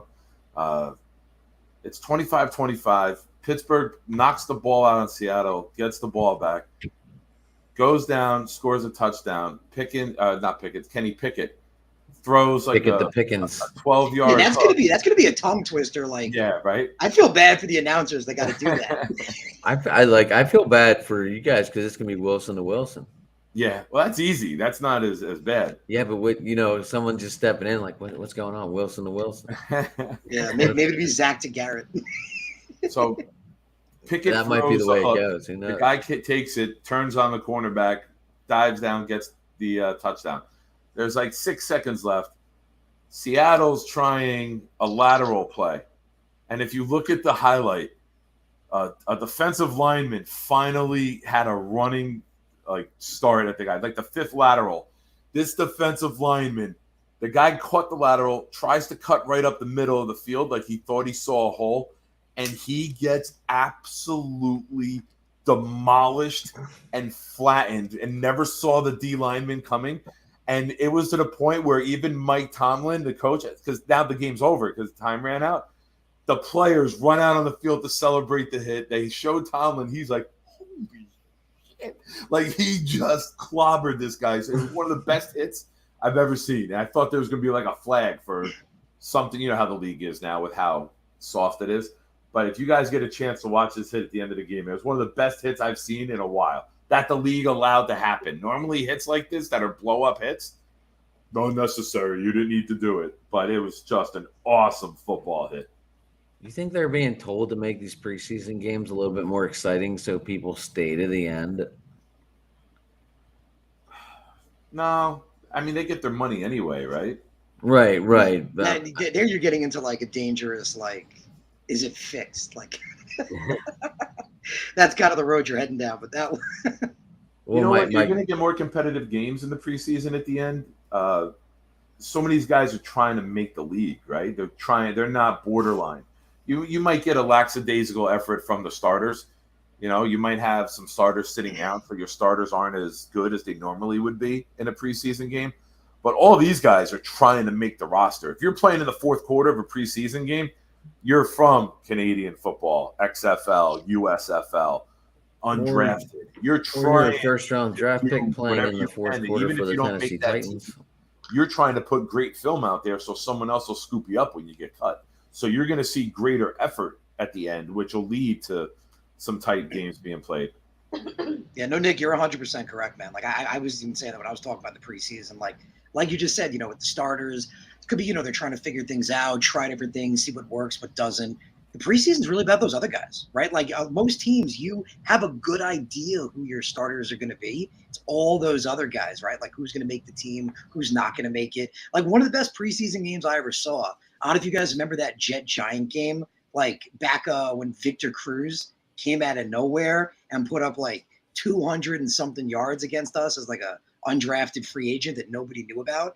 Like, even though it was a giant guy, like, it's always fun to see that stuff, see a guy that is like someone no one saw coming and breaks out. Well, back to that game yesterday real quick. If you I was at the wedding, so I could only look at on my phone, but Google yesterday said at Heinz Field. Oh yeah, did an update yet? I posted that on my Twitter yesterday, and I started laughing because it's not Heinz Field anymore. I don't know if they're going to catch the name of that. it? I still call it Heinz Field. So what's the name of it now? Acrisure. Yeah, I call it Aspirin Stadium. Screw that. I'm calling it Heinz Field. Company. Screw that. It's Heinz Field. But they're still going to have the Heinz red zone from what I was reading. So if it's inside the 20, they're still going to keep it the Heinz red zone. Oh, I guess Heinz still has some say on some stuff or some. Well, that's probably a separate promotion than the stadium naming rights. Right. But what about Trevon Burks playing in that fourth quarter yesterday? First round pick. I mean, is he looking awful? Was he looking like Jamar Chase last year in preseason, dropping balls? Did anyone see that? He was playing in the fourth quarter, and we were just talking about who should be playing in the fourth quarter, and he's a first-round pick. Well, if he's on track to be like Jamar Chase last year, then he's doing the right thing. Yeah. I mean, he killed it. Exactly. Well, I didn't see any games yesterday, so that's why I was asking. I just was reading the reports. Like, it caught my eye that like 38,000 people dropped him this morning on Yahoo Fantasy Football. And that just caught my eye because I have him on my fantasy team. And I was like, why is everyone dropping this dude? He's a number one draft pick. Well, not number one, but, first round. And it just kind of threw me off a little bit. I didn't know if you guys knew anything about going on with that or not. What I've heard about him is he hasn't claimed it, but people who know him say like he's Allen Iverson. He's not a great practice player, but he's a gamer. So Practice. But exactly. So, and that's the second time I referenced Allen Iverson this weekend. The other time I was like, why the hell is Zach Wilson trying to juke and jive in Philadelphia like he's Allen Iverson? Throw the hell out of bounds or throw the ball away. Why are you trying to break ankles? And if you watch Especially in that preseason, Zach, Jordan Davis was 2 feet behind him, and if Zach doesn't fall, Jordan Davis may have almost ended his life from behind. I know, Iowan. And Robert Saleh even said the same thing, after the game, I forgot, I think it was Samini. Someone asked him, they were like, should Zach have just went out of bounds? Saleh literally just said 100%. Even agreed. Throw the ball back to the end zone. It's exactly. It's a preseason game. Look, literally what happened. You are hurt, but it almost turned into a potential season. That was the first thing I said as soon as he did it and went down, even before I knew he was hurt. Right when he just went to the ground, before I didn't even know he was hurt yet. I was like, what are you doing? What are you doing? I didn't even save the flashiness for when it counts. That's when you got to fight for the extra yards right now. Well, it was first down. He already secured 5 to 7 yards. It was going to be 2nd and 3, 2nd and 4, whatever it was. It was just go out of bounds, 2nd and 4, good play. It just made no sense.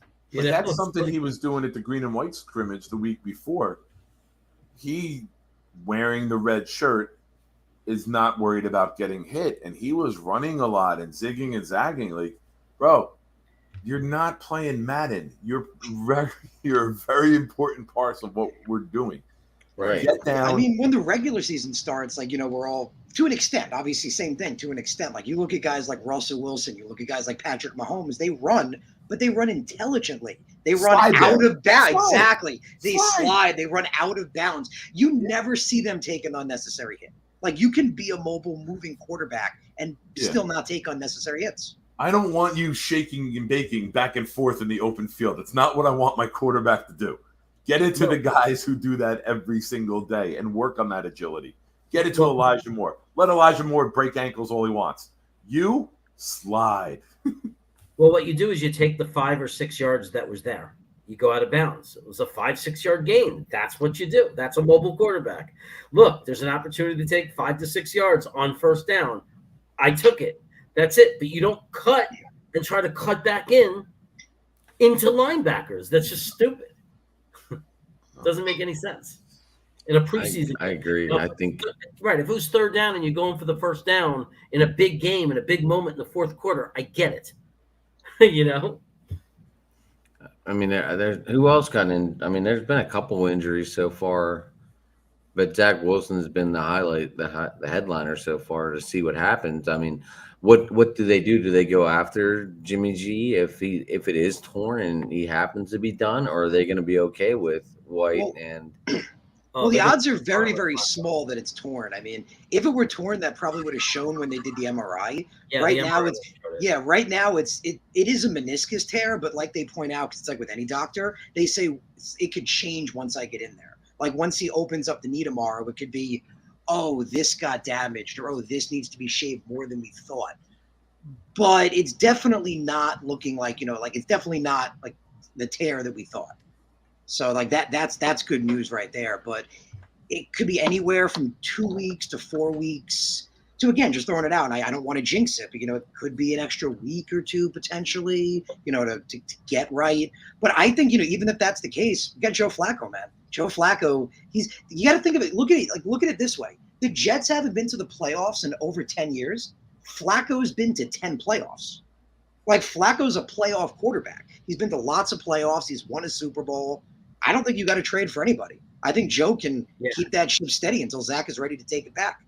Yeah, they're not going to give. I'm trying not to drink tonight, man. And you mentioned we haven't made the playoffs in a decade. Come on, bro. I'm sorry. I think it's with the Flacco. People forget, bro. Flacco's been to 10 playoffs. And another thing, I'm pretty sure this is correct. I looked it up the other day. I don't think Flacco's ever lost a first postseason game. And I'm pretty confident about that because I was blown away by that. That every time he makes the postseason, he always wins that first game. That's really impressive. Yeah, and it's just not a JD thing to do. He's not going to trade future draft capital or anything like that for a guy like Jimmy G, because they're not at the point where they're even questioning it. Zach Wilson is their future quarterback. He's their guy right now. Whether people want to agree with it or not, it's very clear that for Joe Douglas, Zach Wilson is their guy. And they're not going to go out and trade draft capital. There's a reason they have Flacco and they have White and, they have their backup quarterbacks. This is who they are. So, bringing in Jimmy G I guess if it was a complete season, there's a possibility, but I just don't know if they're at that point. If after this year, let's say this year they win 8 games, 9 games, they come very close to the playoffs. And next year's the big, this is it, we're going to the playoffs. And Zach was to get hurt. Then maybe if Flacco's not looking great, maybe for insurance, he goes in and he makes a move because he won't, this has got to be the year. But I don't think we're at that point yet. We're not at the point where we're trading future capital, but investing so much in this year. And especially now that we know it's not an ACL, we're 99% sure that at worst it's going to be he misses the first few games of the season. You're just not going to see it. You're not going to see Jimmy G go there. I can't believe Jimmy G is not a Seattle Seahawk, to be honest. I thought Seattle was taking Pickett, but I said that on my show when you were there. Yeah. Kenny Pickett is just a Pete Carroll kind of guy. I mean, look at who he had all in college. Barkley, Sanchez. Yeah. I just figured Kenny Pickett would have fit in really well with the system that Pete Carroll has. Yeah. And if Deshaun Watson is suspended for the whole year, if that ends up happening, then Jimmy G could be in Cleveland. I could see that very easily. I can't see the Niners trading in division. Well, yeah, that's why it would be better for them to go to Cleveland than Seattle. It'd be like the Jets trading a great quarterback to New England right now. Yeah. Why would you do that? Fear Jimmy G. I don't think they'd fear Jimmy G. If Seattle's given the best offer, I could see them sending him there. Seattle's a long way from being good. I've said this. I've been firm on this. I think Jimmy G is a great system quarterback. He can function well in the right system. He's never going to be that guy that you could put the team on his back. He's not that guy. Yeah. That's what I was just saying, Iwan. You are correct. That Joe Flacco thing just blew my mind. I had to research that real quick. I was looking it up the other day, and it blew my mind too, because I was like, wait, that's a really impressive fact. That every time he's ever made the playoffs, he's never he always won that first game. Wow. That is really awesome, yeah. But Nick, you pointed out, just best case scenario, God forbid it looks like Zach may miss maybe week 1, maybe week 2. Well, week 1, like we said, is the Ravens. It's his whole team. He gets revenge. And the Browns are dysfunctional right now. So it really is a pretty decent situation. Wait, it could have been so much worse. Dysfunctional right now is meaning right now forever? That's fair. That's fair. The Browns are in the perpetual state that we used to be in. They're trying to figure out. The Browns and the Jets are kind of like the Spider-Man meme. It's like, hey, I know you. Dude, I think it's crazy. I think someone said the Browns have had 20-something quarterbacks over the last 8 years or 9 years. It's something crazy like that. Something ridiculous. Somebody has every jersey. There's a fan who has every quarterback jersey that they've had, from Manziel to anyone everyone. Casey Keenum, Brady Quinn, Colt McCoy, Joey Manziel. It's crazy. That's sad that Roethlisberger had more wins than all those quarterbacks combined in Cleveland. Yeah, well, that's Cleveland. Until Mayfield finally broke it. Yeah, which is awful. I don't care what you said, what anyone says. That is an awful stat to try and beat. A visiting quarterback has a better record than than all your quarterbacks combined. Yeah. That's not a good stat. No. So Daniel Faust, thank you so much for the $2 super chat, and also for being a snacker. I appreciate you joining up and becoming a member and being a chaos snacker.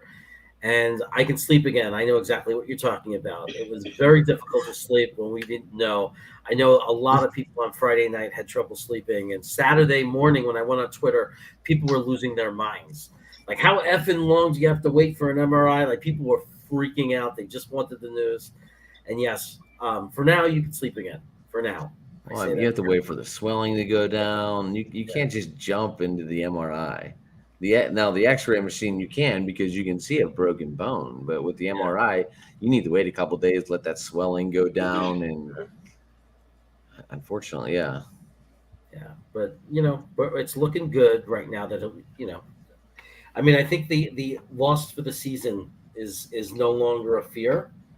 But as Jet fans, it's like, even no matter how confident they sound, until we see him back on the field and okay, there's always a part of us that are going to have our doubts, because we've been through so much as a fan base, like just the worst luck, especially at quarterback. Every time we seem to have found a guy, or we think we found our guy, the guy gets hurt. So it's. No, dude, you're right. That was like my Friday was like literally a spiral, like literally just a spiral, and that was part of it. Part of that spiral was, this is just fucking. I don't know if I can curse, because I was cursing my head off Friday, like just F-bomb. I was just like, this always Twitter happens was to going us. nuts. Like then the question became, why do we only dress 3 quarterbacks for a playoff, for a preseason game? That was one of the biggest ones. I didn't even realize it happened. I was still at work on Friday, and when I got home, I realized, like, oh, what happened? I got to look into this and see. Then I saw the highlights, and I was like, "Ooh, that's not good at all." Yeah, and a way to look at it, like Nick, you pointed out, he may be back for week 1. And let's say he had just fallen, banged himself up a little bit, and they said it was nothing. If Saleh would have tried to play him anymore in the preseason, Jet fans would lose their mind. They'd be like, are you out of control? Like, he got hurt already. So it's almost like he's not missing any time, kind of, in a way, if he's ready for week 1. Because if he would have got not even hurt at all, they probably would have sat him precautionary, just because, they didn't want him to get any worsely hurt. Yeah. I saw Twisted ask about a grade for today. He's like, how do you go to camp and not give it a grade? They didn't have pads on. They weren't hitting. The guys who stood out today were Elijah Moore. Seems almost uncoverable on like out routes or in routes. Like, his foot quickness is just amazing. Hall at cornerback. He was all over the place. Parks was in on a couple plays. Wild Goose was all over the field, but without hitting, you can't tell. Solomon Thomas, Era Tucker very badly a couple times. He was in the backfield and like tapped Carter and Hall before they could even run. Kickers didn't kick today. The kickers weren't kicking. The bunts were shot out of a machine, and there was no field goal kicking at all today. Maybe they were back on a separate field at one point and did it, or indoors. I don't know, but there was no field goals kicked today. If we're talking about field goal kickers, they did the drive to like the 2-minute drill. 6 seconds left, they blew the whistle. Like, they were in field goal range, but there was no kicking today. So I don't know. Maybe they gave those guys the day off today. Well, I mean, the kicking looked pretty stout on Friday. Maybe they just gave them. You got 3 kicks in the red zone, and what the kicker was what? It's Zerline and Pinheiro. Not sure. But am I curious? I'm curious, Jeremy, Nick. Am I the only one that's not sold on Pinheiro? Like, I know a lot of Jet fans really like him a lot, but I look at like the Matt Amendola situation. Like, people forget when we first signed Matt Amendola, he was like perfect for the beginning of the season. Remember? He was like perfect. He was doing outstanding. And everyone's like, this is our guy. Then he started missing, and everyone's like, yeah, there's a reason he's a journeyman. I kind of look at Pinheiro the same way. Like, he's been really good for a really small sample, but he's also a guy that's been passed around the league. So I don't know. I feel like Zerline is the answer. Pinheiro to me is the knuckleball pitcher in baseball. He doesn't wow you. He doesn't overpower you. He barely gets the ball over the line. Like, all of his kicks are low. Like, if you had me out there at 6'3" and I jumped at my old weak-kneed age of 43, I could probably block a bunch of his kicks. But he barely gets them up, and it scares the crap out of me. So I wish they could have had a coach. Like, if Mike Westhoff was still coaching, he would have fixed Amendola, and this guy would be an all-pro kicker. He has got one of the strongest legs. He missed a 55-yarder last year. That was about 12, 15 feet up the goalpost when it missed. It would have been good from well over 65. Bro, he's ripped. He looks like he could play linebacker. I mentioned that, I think, the last time I was on the show. When we beat Tennessee for the first game, for the first win last year, and they gave the ball to Zach and Woody gave the ball to Salah for his first win, this little short dude, jacked. I'm like, who is that? And then, like, I saw a picture. I'm like, that was the kicker? The kicker looked like he was, like, just came out of, like, 10 years in prison. He was jacked. Yeah, one thing about, and Friggle D points it out. What's up, Friggle D, my friend? He points it out, and it's true. You know, Eddie Pinero was good in Chicago. He was a good kicker. He was fine, and he got hurt. Yeah. And that, it cost him his job. Came to the Jets last year, and aside from a blocked extra point, he did everything we asked him to do. He kicked everything. Yeah. Do I trust him completely? If we have a 49-yarder, to make it to the playoffs, am I super confident in thinking he's definitely going to make it like I would if it was like, Jason Elam that came out? No. But for right now, it's hard to complain about him. It's hard to when people say Tigo doesn't like him or hates him, I don't understand where that comes from. Like I understand not trusting him completely. I don't think he's earned that because he hasn't had a kick in a really big, important, situation. Hasn't had the game winner, right? Hasn't had that big, you're a Jet moment. Right. But at the same time, there's no reason to hate him. The guy came here and he did everything we asked him to do. Yeah. And again, he's not the same person, but I just look at it the same way. Like, again, when Amendola came in, we loved him for a little while. Like, he was perfect for kind of almost about the same amount of time Pinheiro was when he's been with us now. So I hope he keeps it up, but he needs to prove it. And I look at a guy like Zerline. I mean, he was one of the better kickers in the league for his whole career, and the dude's got a super strong leg. I'm a Zerline fan. Yeah, I don't care who wins it. Let the best man win, and whoever that is, obviously we're going to root for. I don't have a horse in the race, so to say. I just give it to the best guy, regardless of contract, age, whatever, and let's go from there. And I wish him all the success in the world. Let the best man win. It's not like the quarterback position where we drafted someone highly, and then what our franchise does depends on this player. Have the competition, give it to the best guy, and let's go forward. So is Breece Hall going to be the starter or no? I think he's going to be absolutely fantastic. I always say this with football, especially a position. If you're not offensive line or quarterback in the NFL, starter doesn't mean shit because every other position rotates, right? But I think Breece Hall is going to be 60% of our carries. I think. Good. I picked him in the second round. Yeah. Yeah. I got him. The reason people look at the depth chart and they freak out because they're like, oh my God, he's even behind Tevin Coleman. It makes sense. Robert Saleh said it himself. You don't give positions away. Like even when Sauce was the 4th overall pick, he was one of the best corners in the draft. Saleh even said he's not just giving it to him. Like he's got to earn that position. So I think, he's listed at 3 right now. Breece Hall is going to be amazing, man. This is a dude, if you looked at him in college, he was the best way to put it is like Joe Douglas was willing to trade up back to the first round to get him. He was a potential first round pick when you don't see running backs go in the first round anymore. Like he's massively talented. Yeah. And, as I broke the news earlier about Dwayne Brown arriving tonight, that'll help. Fant hasn't been out there yet. It's been Max Mitchell. It's been Adoga getting some play. So if we've tried to run anything outside, it's looked awful, right? Like those guys aren't starting caliber. Hall and Carter were both getting smashed up in the backfield the other day. I think Carter had 3 carries for 9 yards. He was averaging 3 a carry. Once Fant and Brown get out there and they get that rhythm going, they get that chemistry going with the rest of the line, I mean, we're gonna be the 49ers of the East Coast, right? We're gonna run the ball a lot. We're gonna be time of possession, misdirection, a lot of tight end usage already. Conklin had a really good day to start too. That's another name I forgot to mention earlier from what I saw today. Love him. Uzoma, like I think I played as many plays as him. Didn't see him on the field do anything. Like it's the Conklin show at tight end. Like, Yeah, our tight end room looks Conklin awesome. is my sleeper in fantasy. Conklin is all the way. You get him in the 10th round.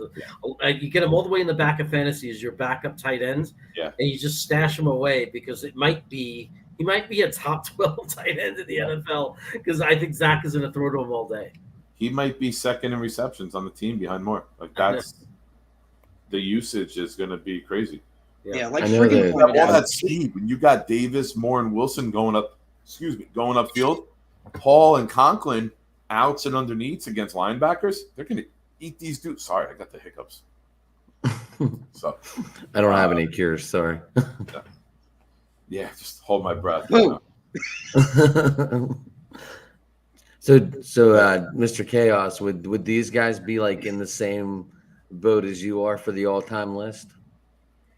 I love lists. No, we did it. I love we lists. did a show. We did a show together. Me and Nick did. Nick was more like the guys on that show that we did, like that likes the more modern. Like he likes some of the old timer guys, but like I'm the one out of all these guys that really like when you say who are your all time favorite Jets, I'm typically the one that names the guys from the 80s more than anybody else. Like Green Bean would too. If Green Bean was here, Green Bean's an 80s Jets guy, but like Nick, like you know that I'm more of the 80s Jets guy. You like the guys like Mo Lewis and more of the guys from 98 to I don't speak of Mo since the hit. Yeah. Yeah. But, mid 90s, like Corbett is where I'm at. Yeah, I had Corbett as one of my favorites. Welker, Toon, Freeman McNeil, Mickey Schuler is when I became a Jet fan. So, yeah. Why? What kind of list you got? No, they were saying who are your favorite all time Jets, and every time it came to me, it was Freeman McNeil, Mickey Schuler, Lance Mel, linebacker. Like it was just like I was basically naming the team for the mid 80s. I wasn't sure if you guys were on the same page as him or not. No, he's fucking ancient. We're not that old. I wasn't sure. I don't know. See, I grew up I just stepped in here 30 minutes ago. Yeah, I grew up like the early 2000s. So like I grew up watching, the years with the end of Vinny, the beginning with Shad, the great wide receiver cores of Coles, Moss, Corbett, the three Curtis Martin in the backfield, Sean Ellis rushing the passer. Yeah. So these guys are like the Jet Lounge age. Are Marvin Jones and safety Victor Green, who were big in the 90s. Both who I'm reaching out to try to get on a show on a Friday night. It's been tough in the summer because Victor Green's doing like charity golf tournaments all the time. But he replied to me and he's like, well, we're definitely going to get one on at one point. Have they at least talked to you? Yeah. They emailed you back or whatever Twitter thing is? Yeah, Victor Green I've DM'd on Instagram and I actually got him. And then we've talked, but he's like, Fridays are tough for me right now. He's like, I'm usually traveling on a Friday doing something on he was in the airport one Friday when we spoke, and he's like I'm in the airport every Friday because I'm doing these charity golf things all summer for everyone. Sometimes you got to change your show up a little bit. Yeah. I mean, that doesn't they have a big name on. Sometimes you got to go when they can go, Yeah, no, absolutely. Speaking of big names, I don't know if you guys heard, but I actually had Bryce Huff on my show yesterday. I actually had Bryce Huff on my channel for an exclusive interview. It was really awesome. Yeah. So if you guys haven't checked that out, you definitely could. You can find me on YouTube. It's the Take Flight Spit and Fire podcast. I would love if you can subscribe. Be greatly appreciated. But yeah, yesterday I had Bryce Huff on for an exclusive interview. You can see it on my channel. Take Flight what? Take Flight Spit and Fire podcast. Because like the Jets take flight, and then when I started on this, like it started like with I was on a couple of shows and was like, oh, you're spitting fire. So I was like, oh, that sounds pretty cool. So I kind of put it together into a name. So Domsey has a question because do you guys talk about? We have not talked about. We haven't, and that's a big thing to talk about. Yeah. Here's sharing takes. I'll start and just say my take on that is I knew it was coming. The second they signed Dwayne, I knew that they definitely had already talked to Fant at that point. They didn't bring him in and say, we'll deal with it. They went to him and said, if we sign this guy, they did a check-in for sure in my mind. Like, why wouldn't they? Of course you're going to do that. I knew it was going to be Fant moving because Fant is known to be a versatile guy who can do either one. We know he's played right tackle for us in the past. And we have a 37-year-old coming in with how many, 15, 16 years experience. I don't think he's ever played right tackle. So we're not going to bring in this guy at 37 years old and stick him in a position he's never played. I mean, that wouldn't make any sense. So I'm not surprised by it at all. I'm just glad. If I'm right, I've heard through the grapevine that Fant was totally cool with the move and he's not unhappy. So more than anything, I'm just I have a lot of gratitude for Fant for being a team guy and just stepping up and be willing to move over to that side. Yeah, and I mean, Dwayne Brown's played 4 more times at right tackle than I have in the NFL, so I think it makes sense to him where he's comfortable, right? Especially someone who's long in the tooth like that. Fant is newer to starting in the NFL, so he was able to play either side. I mean, and this is something we talked about in the offseason, keeping Fant and Vera Tucker together because they played well on the left side together last year. So now they kind of have that comfort zone and that familiarity on the right side together now. So, their communications, their checks, their reads will be more in sync. And Tomlinson and Brown are two good vets, 2 Pro Bowl type of guys we're adding to the left side.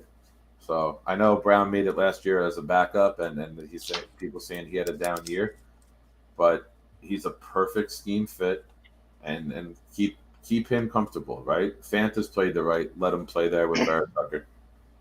Yeah, without a doubt, man. And it's something that's so important to point out, which is the big thing with that. The reason we even brought Dwayne Brown in was because of injuries. We have injury history, specifically with Mackay. Hasn't been able to stay healthy. Well, Dwayne Brown, like you mentioned, Jeremy, he's 37 years old. He hasn't missed a game in 2 years. For 2 years at that age, at 36, 37 years old, in 2 years, he hasn't missed a single game, which is really impressive. So he's very durable, and like you mentioned, always played left tackle. Makes a lot of sense because I pointed it out I think it was like 2 years ago, back in 2020, PFF actually called Dwayne Brown one of the best tackles to ever play in the PFF era. Like, he is one of the best tackles to literally ever play the game. So it makes sense. And, I get Jet fans being like, oh, George Fant had a career year last year at left tackle, which he did. He was excellent in pass protection. But an important thing to keep in mind was it was also his first year in Robert Saleh's system. So I'm, hoping maybe a huge fact of that was not just him at left tackle, but also being in this Robert Saleh system. So he should, hopefully be able to thrive well at right tackle. Again, we all know what Dwayne Brown is. Honestly, I think our offensive line might be better now than it was before. And don't forget, Fant beat out Morgan Moses for the right tackle position. So it wasn't like he wasn't playing well and then suddenly emerged as a left tackle. He beat out Morgan Moses. They saw it in camp. He was going to break out. He was going to have a great year. He did it at left tackle because he had to move over there. It doesn't mean he wasn't going to have a great year at right tackle. And we got a comment about that. But first, I want to talk about the Super Chat. Thank you, Jets New York 102. I appreciate the Super Chat. Super Bowl MVP will beat the Ravens. It's fitting. I agree. That would be awesome. It would be a great story if we were to go into if Zach can't play game 1 and it's Falco and he beats Falco. Falco. We're in the replacements. We're in the replacements. My favorite football movie. Keanu Reeves that quarterback, bro. My favorite football movie ever. Bro, he was Falco and John Wick. I bet he'd make a hell of a quarterback. So Flacco would be it would be a great story if Flacco was to win it. Like if he ends up playing and then beats the Ravens, hey, it's a nice story. It's like there's no one can deny that's not really cool. I mean, I'm sure every Jets fan would love it and every Ravens fan would hate it, So that would be so fitting to go with the whole rest of the NFL week 1. Yeah. Yeah, Mayfield going up against his old former team in Cleveland. Absolutely. And then if this story happens, that'd be a great story too. Mm-hmm. Who was the other quarterback that moved that's playing their former team week 1? I thought there was 2 of them. Denver's not playing Seattle week 1, right? Are No, they? I mean, Is Russ playing there, or is that later in the year? I I'm think not that's later in sure. the year because I think My Indy's- schedule's over there. I don't have it all in front of me right Yeah. now. I know there were 3 of them because we talked about it on my show. I just forget right now. yeah, I'm not gonna lie. The Baker Mayfield Matt Ryan playing the Cleveland Falcons. is beautiful. Matt Ryan, did they play the Falcons? Indianapolis? That's doubtful that Indianapolis plays. I mean, it could. No, the Colts are playing the Texans. Oh, let me grab my schedule. Hold on. Yeah. I'm trying to think of former players and who's where. Brady's not playing against New England again. We know that. Oh no, the Broncos are playing the Seahawks. Wow. The Broncos are playing the Seahawks week 1. So Wow. That's big. Wow. That's huge. That's going to be big, yeah. so much Yeah, fun. And if I think, hold on, let me go back. I think Seahawks that's week 1. yeah, and that's the Monday night game. Oh, that's the Monday night game too. Oh, that's gonna be some stuff. That's really crazy. I Did miss. we find it? Yeah, Broncos and Seahawks. It is them. Yeah, Broncos and Seahawks are playing. Yeah, and just shout out to like John Elway, man. I mean, he's been trying to figure it out for a little while. He figured it out by bringing Peyton in. Man, bringing in Russell Wilson. That team was stacked. That's a dangerous team. That Denver team is a dangerous team right now. I like Cortland Sutton and Jerry Jeudy. I think with a good quarterback, these two have been waiting for this moment, and it's their 3rd year.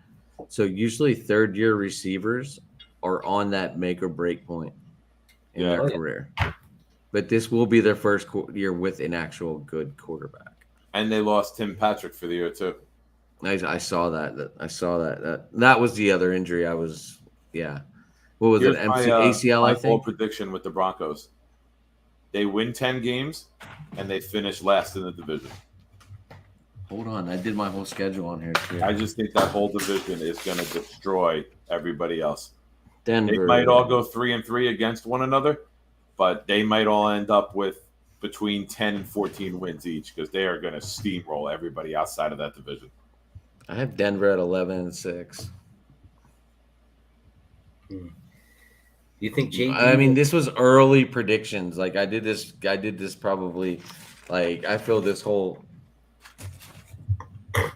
Sorry. Oh, come on, not now. Shit. Sorry, guys. No, you sound all right. Is it you trying to get the mic to stay up?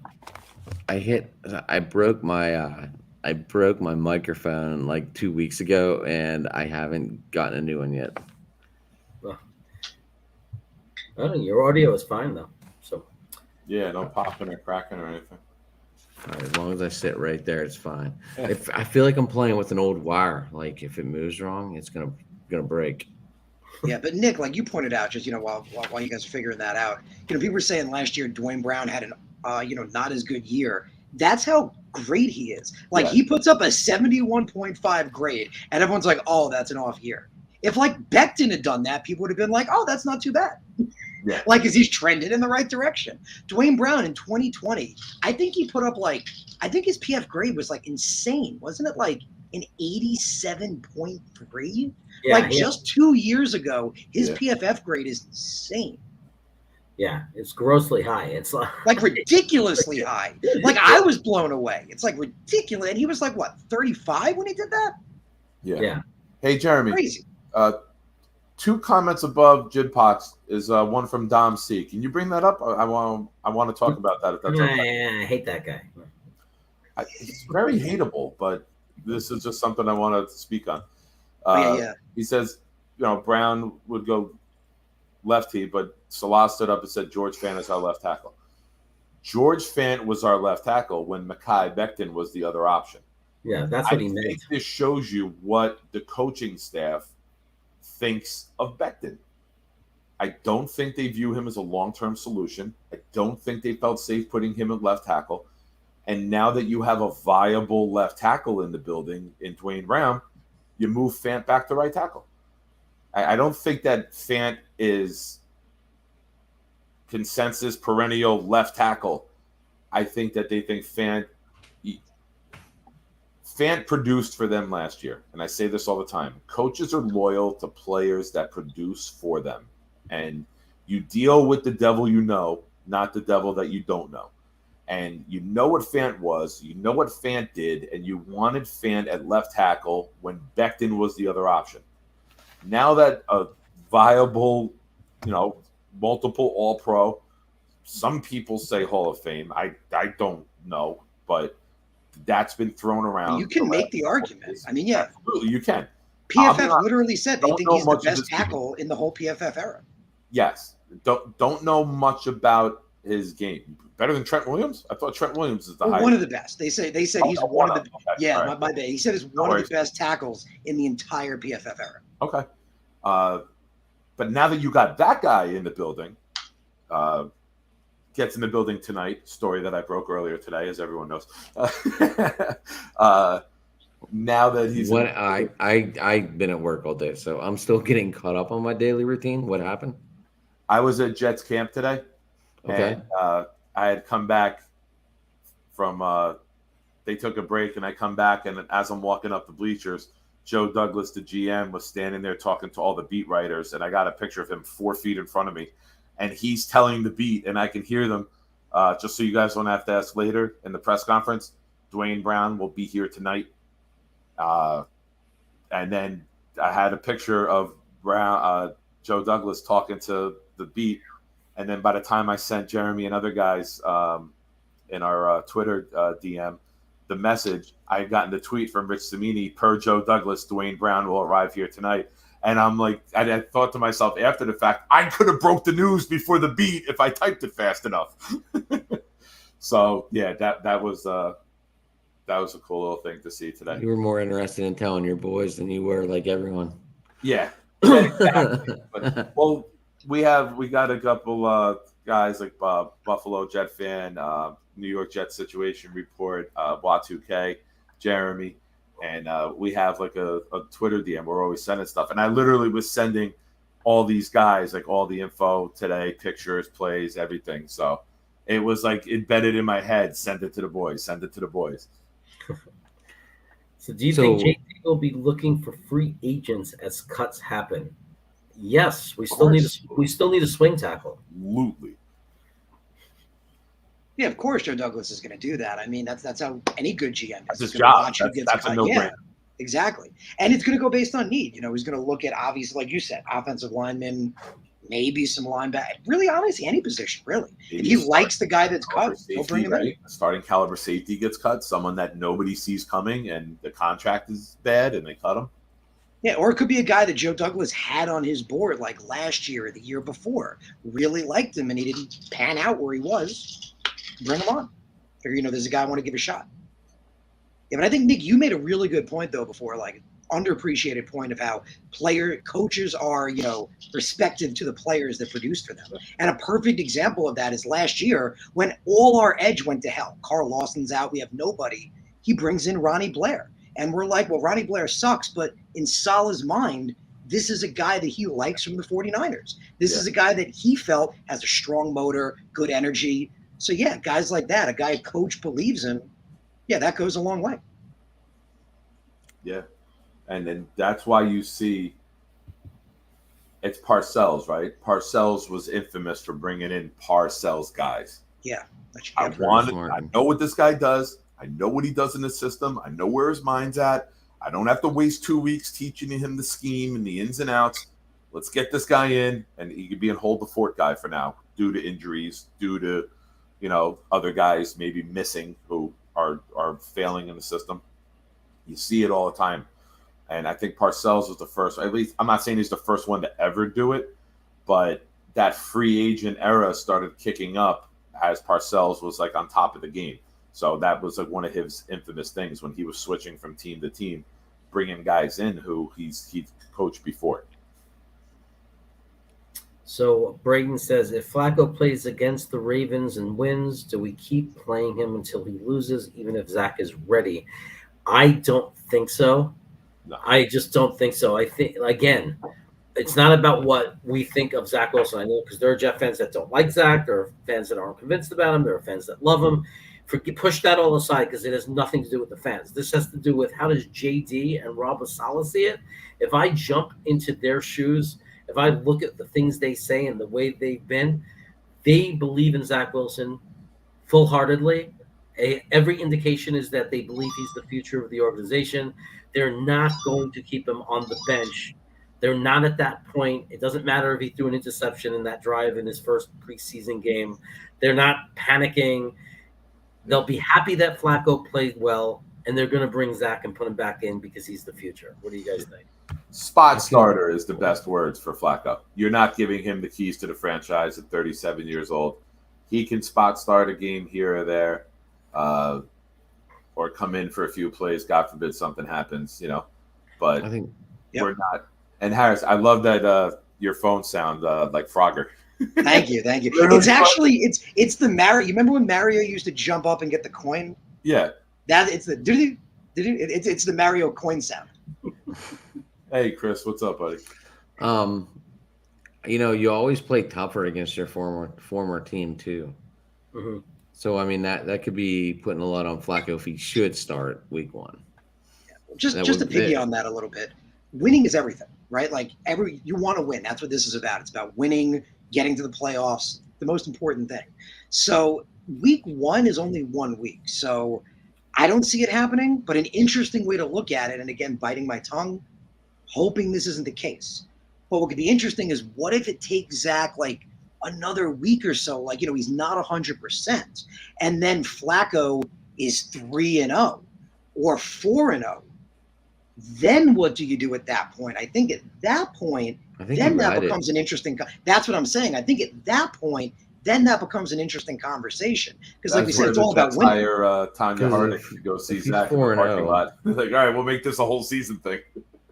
Like if he's already 4-0, that means he has the chemistry with the guys, and something is working somewhere. I know as a head coach, Zach's the franchise guy, but right now there's a wave being ridden, and I think I would ride that wave out. Well, it would be a great problem to have. Like, what a great problem. Yeah. It's like, do we let Zach play or not? We're 4-0. Like, what a great problem to have. I mean, as Jet fans, when have we ever had that problem before? I don't care if we win every game 2-0 and we get a safety. If we're 4-0, I don't give a damn. Whatever it takes to be 4-0. I would love to be 4-0 outside of PlayStation and Madden. Yeah. Yeah. I mean, in that case, it's a tough thing to answer. I mean, if Flacco, it is, there's a lot of factors. Right. If Flacco came in and he played all 4 games, if he was lighting it up, if the offense is like a machine, we're scoring lots of points, the chemistry's great, we're rolling, we're 4-0. It's a great question because do you really mess with that at that point? I mean, and like I said, there's so many factors to think about because let's just say week 1, right? It's only week 1 and Flacco plays just that week. But let's say, just for argument's sake, he throws almost 500 yards. We put up like 45 points. There's going to be Jet fans that are going to be saying, ride the hot hand. Let's see, if Flacco can get one more Super Bowl. And here's the organization's take. If Journeyman, at this point, right, we know his past. He's not that guy anymore. If journeyman 37-year-old Joe Flacco is winning games in this system, which he's not built for, Zach can win too. And then Zach's going to play. You're not keeping Zach off the field. But no matter what happens record-wise, when Zach Wilson is ready, he will be the quarterback. And I get what everyone's saying, but I don't think there's any chance in hell Zach Wilson is medically cleared and is not the starter that day. I don't think there's any scenario you can present to me where I'll change that stance. And the other one, I'm not saying that's definitely the case. I'm just saying it's interesting to think about. Yeah, it's great. There's so many factors. I just don't see it being plausible in any way, shape, or form. But Nick, you're right though, because that's what. Yeah, we were so upset that Zach might be out because this is the year to evaluate him. Right? Like Joe Douglas put this unbelievable team together on both sides of the ball. This is the year to see what Zach can do. Yeah. So I do agree with that. They need to see that. You're not sitting in a healthy Zach. Fans may want it, but Joe Douglas and Salah are not sitting a healthy Zach. And I don't think there's any scenario that anyone could present to me where I'll change that stance, if that makes. And it's nothing, again, the discussion point is great, but I think the reality of it, it's Zach's team. And it's, even though he's young and even though he hasn't won games for us, this team is built for Zach right now. Because you believe they're Zach's playing. going to play what Zach's ready to play. You believe they're playing the long game. So, I mean, 100% the long game. Yeah, we're not. Yeah, we're not. Now, we're not, Zach goes 0-5, gets a little bit of an injury. All right, let's sit you this week. Let's see if Zach's the problem, or let's see. That's the thing. There's so that's many a different factors. scenario. Yeah.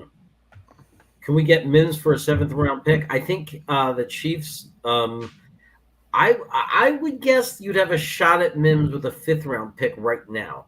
And the reason I say reason I say 5th is because the Chiefs go late, right? They're a winning team, so it's really like equivalent, similar to an early 6th. I don't think we would trade Mims for a 7th. I don't even know that they would trade Mims for a 5th. I'm not 100% sure they would, but if I had a guess, I'd be surprised if it was anything less than a 5th.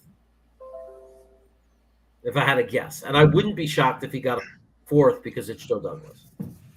Yeah, I know a lot of people speculating trading Mims.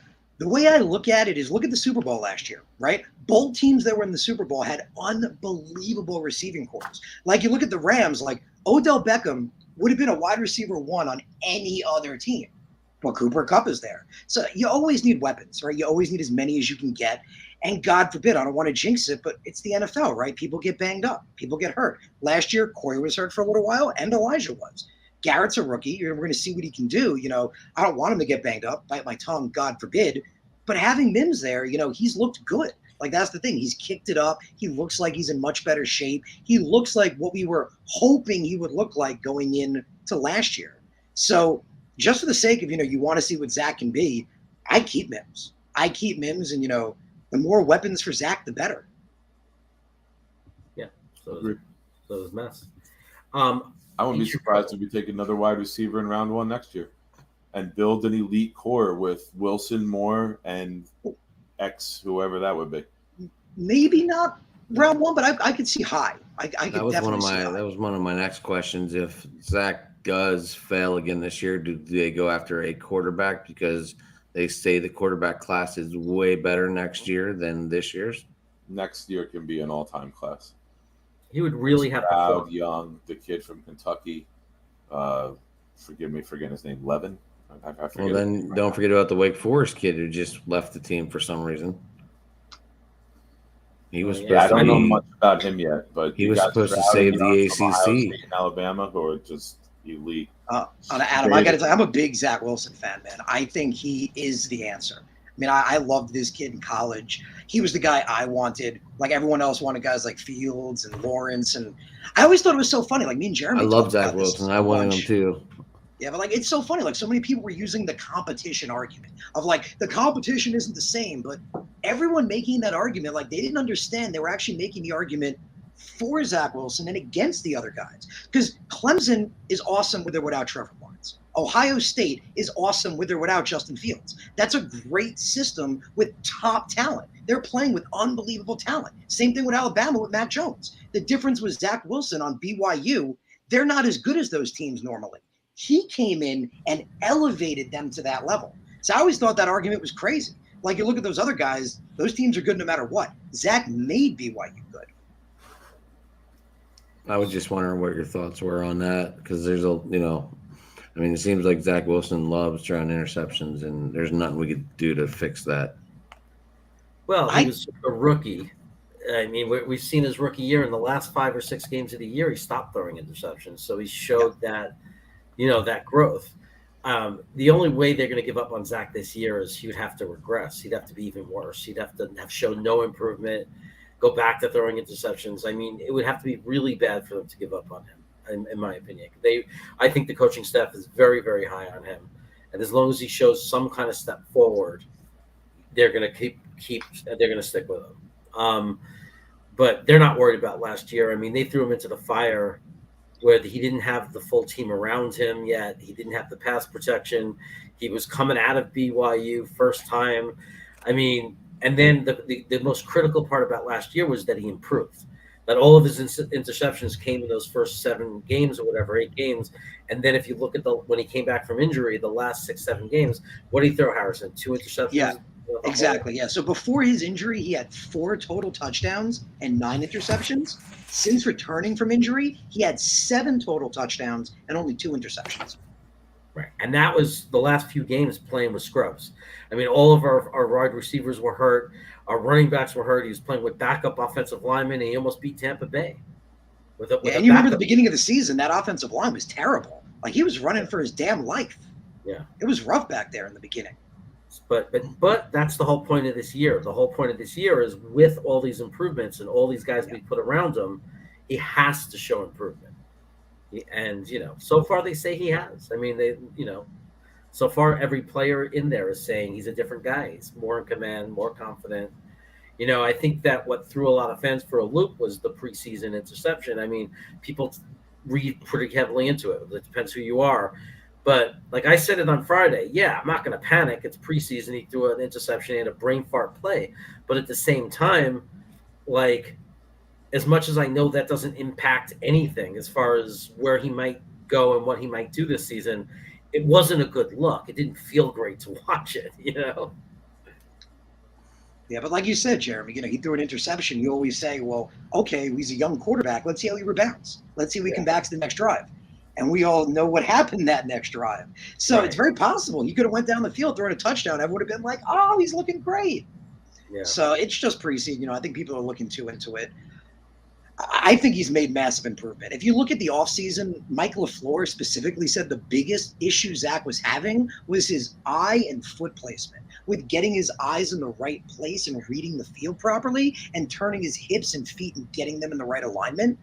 According to what we're hearing, he's improved on everything. Like you said, everything that he needed to work on, he's improving on. And you hear all the things you want to hear. Like you hear them saying that he likes to do the play over and over and over and focus on the little things. He wants to know why it didn't work. He's a film junkie. Like everything I hear, I truly believe Zach is the guy. I mean, it takes time. Nothing happens overnight. Baby steps. But I think he is the guy. I always said with quarterbacks, especially since that Matt Ryan and Joe Flacco class where rookies started playing right away, give me 24 starts before you see what you really are. Give me Peyton Manning was pretty awful those first 2 years. That used to be a year and a half, and now the 17 games throws off my simple math. But it used to be give me your rookie season and then give me 8 games into the second season, and then you really see who and what you are, right? Are you still that turnover machine? You'll see an evolution. If you watch the film from your rookie year, game 1 to mid-season 2, you'll see a guy who's light years ahead, right? I want to see Wilson succeed. I don't want to see him fail. I thought he was the best quarterback coming out of the draft. Yeah. I really did. But Harrison, to your point, when your feet and your arm and your eyes aren't aligned, your piss poor mechanics, you can get away with that with the BYU schedule and the defenders that you're going against. You need to be robotic with your mechanics. I hate to bring this name up. Tom Brady's mechanics on all of his throws are almost identical. Doesn't have the strongest arm. It looks like a machine. He's technically even when he scrambles, they look the same. Yeah. I mean, it's unbelievable. That guy must work 20 hours a day. Yeah. Has anyone heard why he left camp? I heard he's on vacation with his family. Personal. It was a late trip planned because he retired, and I guess Gazelle was off work. Is that really what it is? They're on vacation. Yeah, like a 10-day. It was like a 10-day planned trip. I guess like rehirement. Hey, I got these vacation days. Yeah. So I mean, I'm guessing that's what it was because I did read something that they were on some kind of vacation. So they're not going to play him anyway. So I guess I guess it was just it was a mental health thing, like maybe for him, like not mental health, but like a fresh, like, I'm going to freshen up and go on this trip that I had planned. And there's no reason I shouldn't, because I'm going to come back and still be Tom Brady. Boy. And he probably will, though. That's the thing. because you kind of know he's going to come back and be fine. It's not like he's going to come back and be off and his timing is going to be off. I mean, the guy's, it's Tom Brady. He's We going to just come talked back. about his mechanics. I Imagine being that mean, wealthy though. Huh? You retired in February. You Yeah. came back in March. Mhm. Imagine having that much money between him and his wife, and you booked the vacation 5-6 months in advance. You figure with that money, you're like, let's go. Pack the kids. We're getting on. We don't even pack them. We'll buy new stuff when we get there. Get on a plane today. Like, Bro, with what they're charging for suitcases now, that might be cheaper.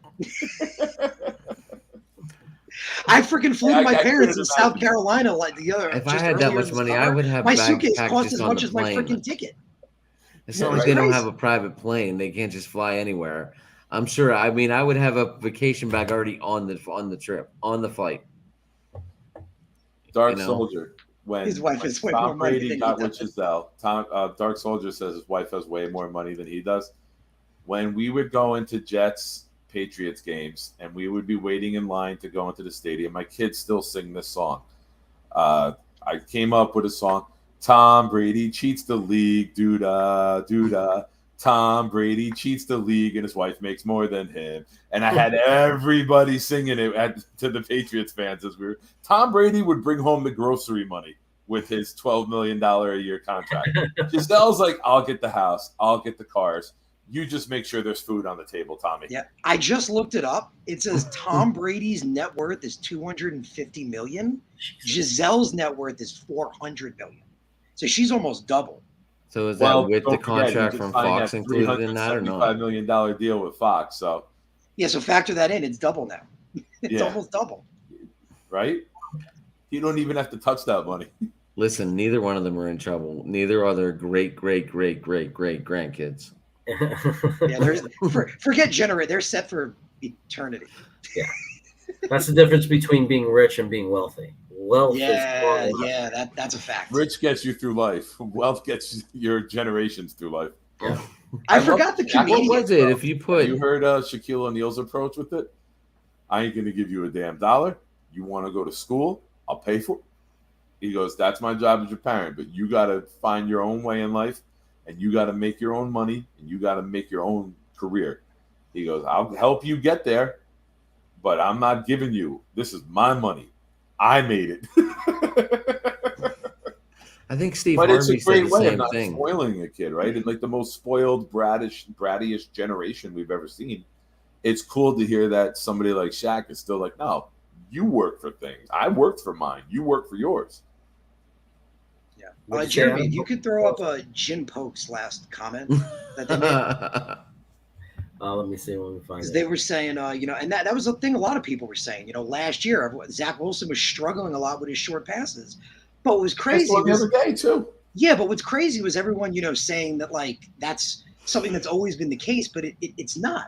Like if you watched him at BYU, that was never having problems throwing short passes, problems with accuracy was never a problem of his. So for that to just automatically become a problem, there's more to it. Like if you look at it, to me, it tells me, like, it confirms, like we were just talking about, that they were working on his mechanics, working on possibly, changing the way he threw it or changing the way he goes through reads or goes through progressions, because that was, again, not something that he's always had a problem with.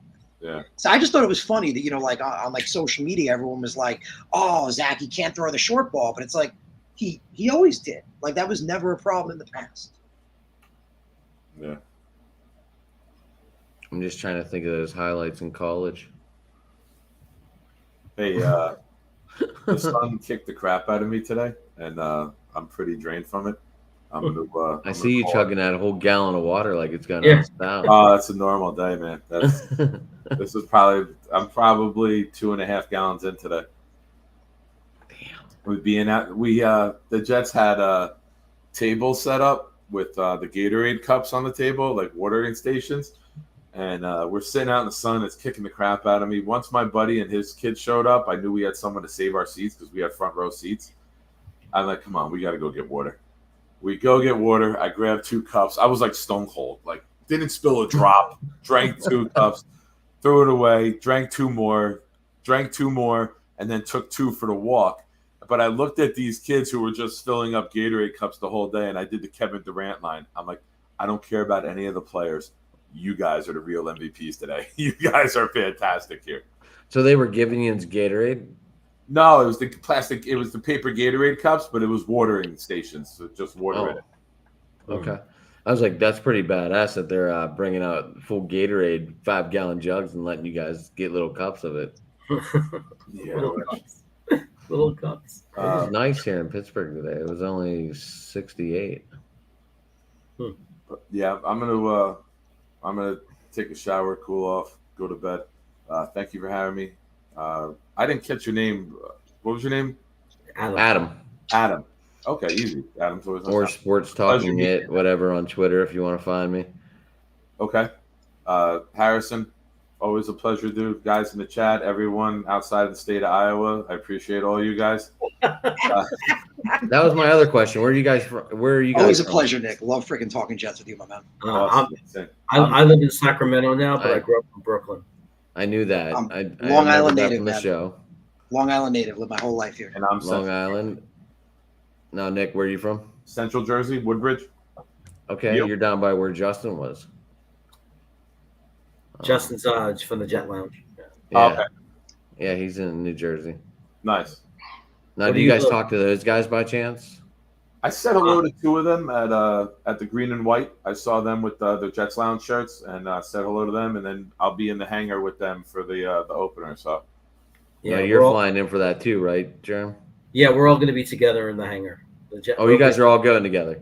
Yeah, we're with the Jet Lounge. We're with the Jet Lounge. So like they rented the suite or bought out the suite and sold the tickets to 250 people to be in the suite with them. That's awesome. nice. That's Where are awesome. you I from, can't wait to see some pictures, some highlights, maybe even some live footage. It's gonna be fun. It's gonna be. Oh, there'll be yeah. We're doing a whole big thing. There's gonna be a lot of video of the whole experience. I'm the sure. whole I'm day. sure there's gonna be a lot of podcasters there doing a lot of video. Oh yeah.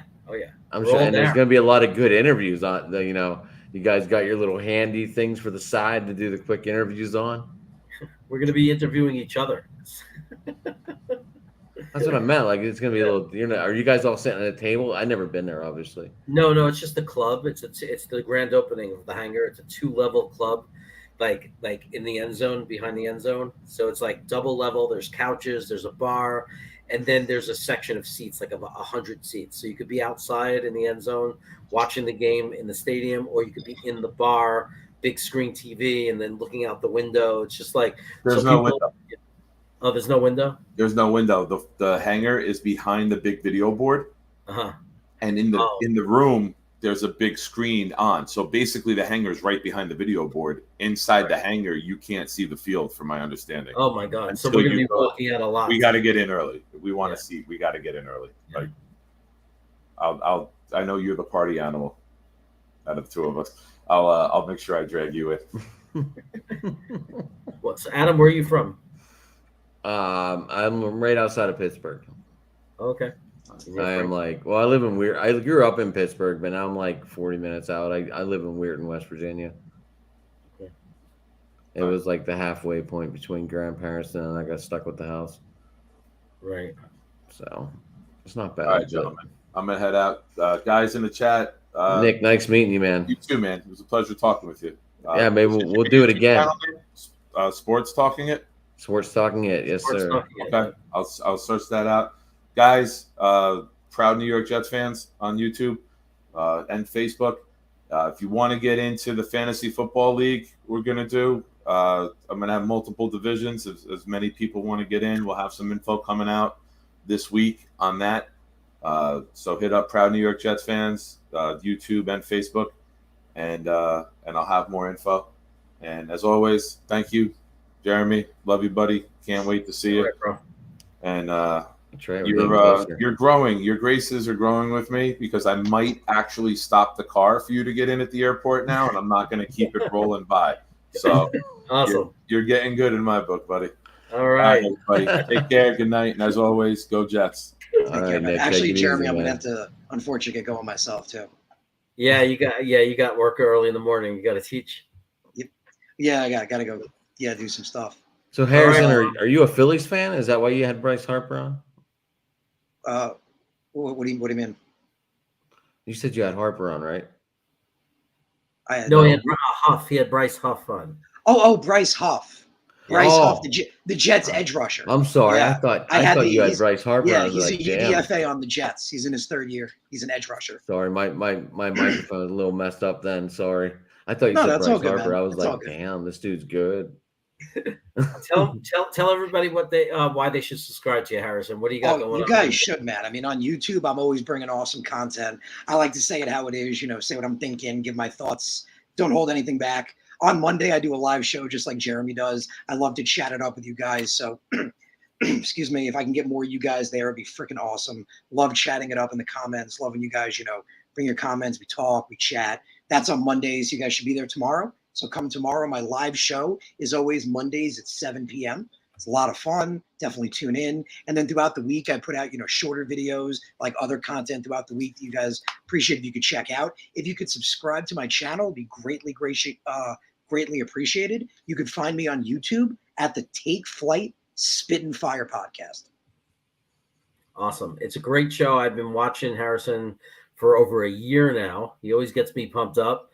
And the only time I miss him is because I'm on the West Coast and sometimes I'm at work. But like I played you in the car, and I'm like trying to like throw something into the chat, just some random letters to show you I'm there. And I'm like, I'll wait till I get home. And then it's always when I pull up to my house before I can get in the house or stop the car and chat something in the chat. You're like, okay, guys, I'll see you next week. I'm like, oh no. But I appreciate it. I really appreciate you. It's so much fun having you. Yeah, but you get the better part. You get to actually talk to him. Yeah, no, exactly. We're here now, so we talk it up. And I'm sure like if you tweet him, or I'm sure you have his phone number too. You probably just Well, we DM each other on Twitter all the time. All the time. Yeah. Well, that's what makes it fun too. It's always good to grow and get yourself out there, and you'd be amazed at the people you get to meet doing this. Yeah, maybe not meet, but look at them. I know what you mean. It's been awesome. Like I started out, just as a fan who, was very passionate about how I feel and had takes I wanted to share, and it kind of just went from there. It's good stuff. I only started on my own April 12th, so I'm still pretty new. Yeah. But I'm trying. All you can do is try, right? Just keep grinding. Like this is my second time being a guest on someone's show. So. Oh, nice. Well, congratulations, man. So I'm grateful for that, and I thank you. Like you get a whole different feel being a guest than being the actual host. But the only bad thing is being a host, going on as a guest. Like you just start asking questions, and then you're like, "Shit, I'm taking over this dude's show," and that's not good. No, I kind of like it. Don't worry about it. I kind of like it. I have a friend, Buffalo Jets fan. It's a pretty big channel, and he'll come on here and start asking the questions. And everybody who knows me, like everybody watching right now, everybody who knows me, all the people who watch are part of the stream, knows that I get sidetracked a lot by food and by just being a lunatic. So they kind of know that they have to pull me back in and rein me back in. So we even have a friend, Mark Reese, who's out there. He's one of our guys. And we bring him on sometimes to the show. And one night we're all partying and we're all wasted. And he comes on, and all he was doing the whole time was keep the show on track. He was like pulling us back into the show. So it's totally cool to come in and ask questions and everything like that. It just works. Thank you, Thomas, for the compliment over there. So, okay. Let's see. Good job. Yeah, but I'm going to be getting going. I'll catch you guys later. But if you definitely could, if you could. I'm going to check this out here. I wrote it down, so I'll look at it afterwards. Yeah, it's a long one. It's if Jeremy wants to write it out, it's the Take Flight Spit and Fire podcast. I wrote it all down. I got it. I appreciate it, man. Thank you. Yeah, anyone who could subscribe would be greatly appreciated. The interview was just yesterday. You would see it. I appreciate a sub back too, though. I'm sorry. Next time I'll get it in the description, Harrison. Oh, it's all good, man. It's all good. Yeah. But I always, Jeremy, it's always fun being here just talking about the Jets. Yeah, I saw, like, I didn't even look at Twitter for it. Like, we had 185 pizzas for 8:30 tonight. So I did not even see that. Jeremy was like, hey, can you text me how to bring you in? And I missed that whole text. I was like, oh, shit. Saw it way too late. But, you bring yourself in sometimes, right? Yeah. That's easier, too. You don't have to remember anything. But it's been awesome, guys. Adam, it was really awesome meeting you, and Jeremy, really, really appreciate you bringing me in, man. Yeah, nice meeting you, sir. Good night. I'm going to check this out, and hopefully we can get a sub for a sub. I appreciate it, man. We'll do, definitely. All right. Take care, man. All right, Take care, have guys. a good one. Good talking to you guys. What's up, buddy? All right. So, look, It's usually a 2-hour show, so it's a good thing when it's 2:24 because that means it flew by. Can you believe you've been here for an hour and 24 minutes already? I made it. You made it. I mean, it flies by for me. It flies by. Like I When can't. you're talking about a good subject, it tends to make it a lot easier. Yeah. Yeah. Like if you're talking about something you really don't want to talk about, you're like, okay, half hour is good. Yeah. So Twist is asking if I check my email. I do, but I will admit because of my job, I'm 150 emails behind at work.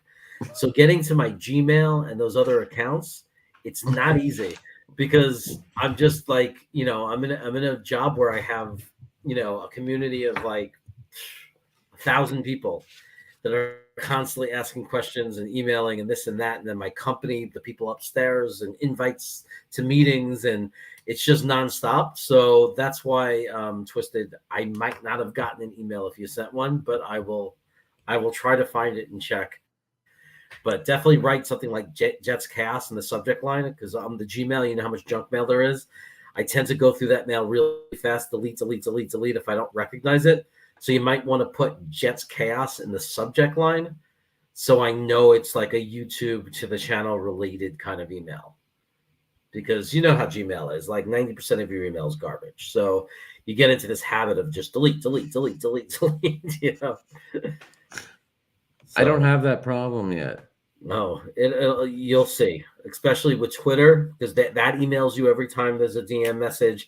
When you start getting comments on your videos, that gets emailed to you. So there's just all these emails. You got to comment on this, a comment on that. So then you got to go into your YouTube and go into, and just start going through those. And I try to if I can't talk back, I try to love and like every time someone comments on like one of my videos.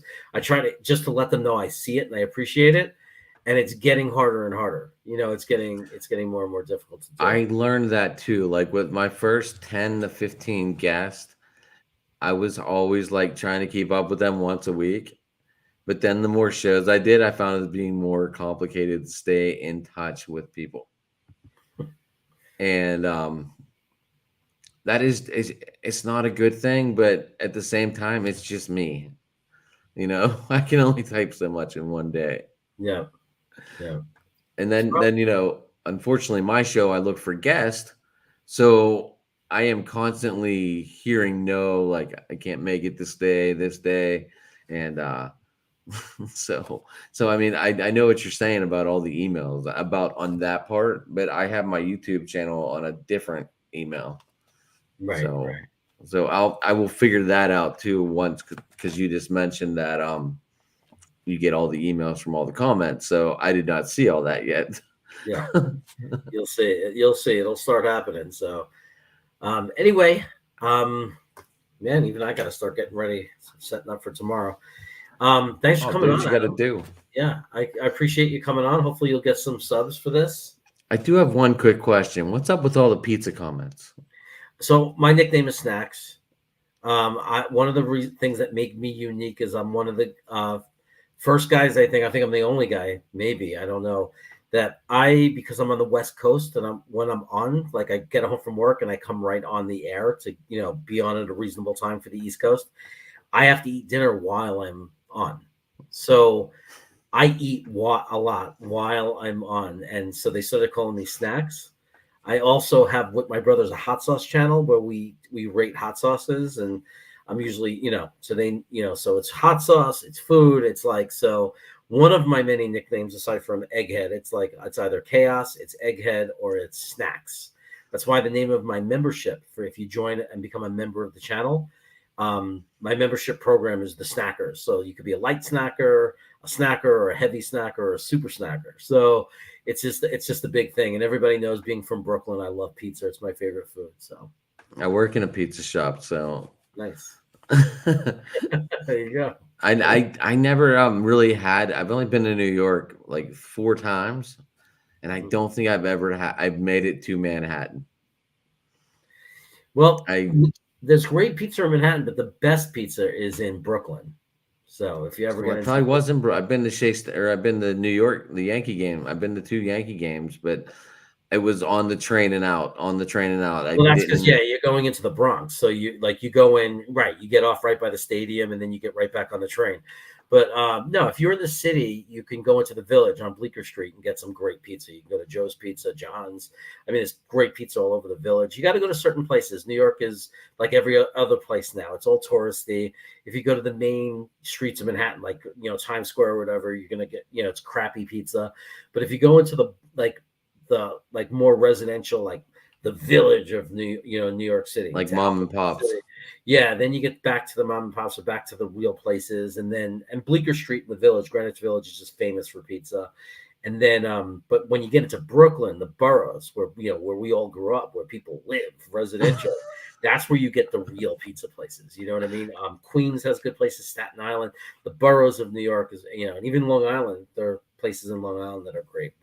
And Nick's from Jersey, and he knows great places in Jersey that have really good pizza. So. Thanks for giving me a shout out there. I didn't realize I didn't put my stuff out there. No, it's cool. It's cool. So yeah, eventually I'll get more organized and get all the guests like in my bio, like just these are all the people that come on my show sometimes, and I'll put I'll get everybody's link up there so I can direct people to it. Well, I want to do a Jets Pittsburgh rivalry when I'm week 4. Okay. I know I said 4-0, but I forgot that they played the Jets week 4, so. I'd like to have a little conversation about it, Yeah, sure. I'd like to try and get a week by week thing with the people I've had on. I think that'd be fun. Yeah, that's cool. I want to do the same thing. I want to have Pittsburgh people here that week. I always want to get fans of other teams on the channel before the games, to have good conversations.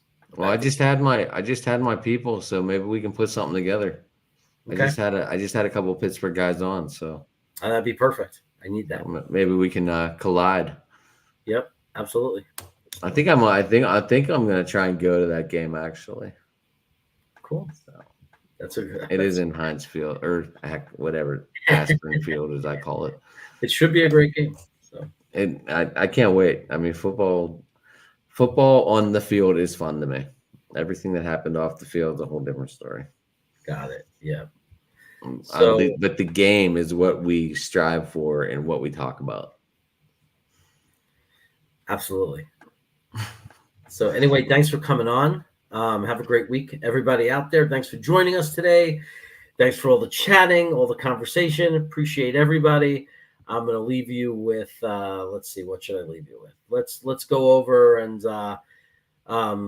you guys love to see me how I reacted on draft day. So let's have the draft weekend. So here's my reaction to the draft weekend. Take care, everybody. I'll be on Buffalo Jets Fan tomorrow at 8:00 with the situation, New York situation report, Jets situation report, and Buffalo Jets Fan will all be on tomorrow night. Check us out and take care. Don't not be Thibodeau. And here it comes. It's about to come in. Oh, my God. They didn't. They took Sauce Gardner. Oh, my God. They don't want an edge. Maybe he likes Jermaine Johnson at 10. Then we're not going to get a wide receiver? Garrett Wilson, wide receiver. Oh, my God. No edge. Who's sitting there? The Jets traded up. Are we taking JJ? Are we taking JJ? Because I know Braden is in New Zealand saying, we should get 9, Mike.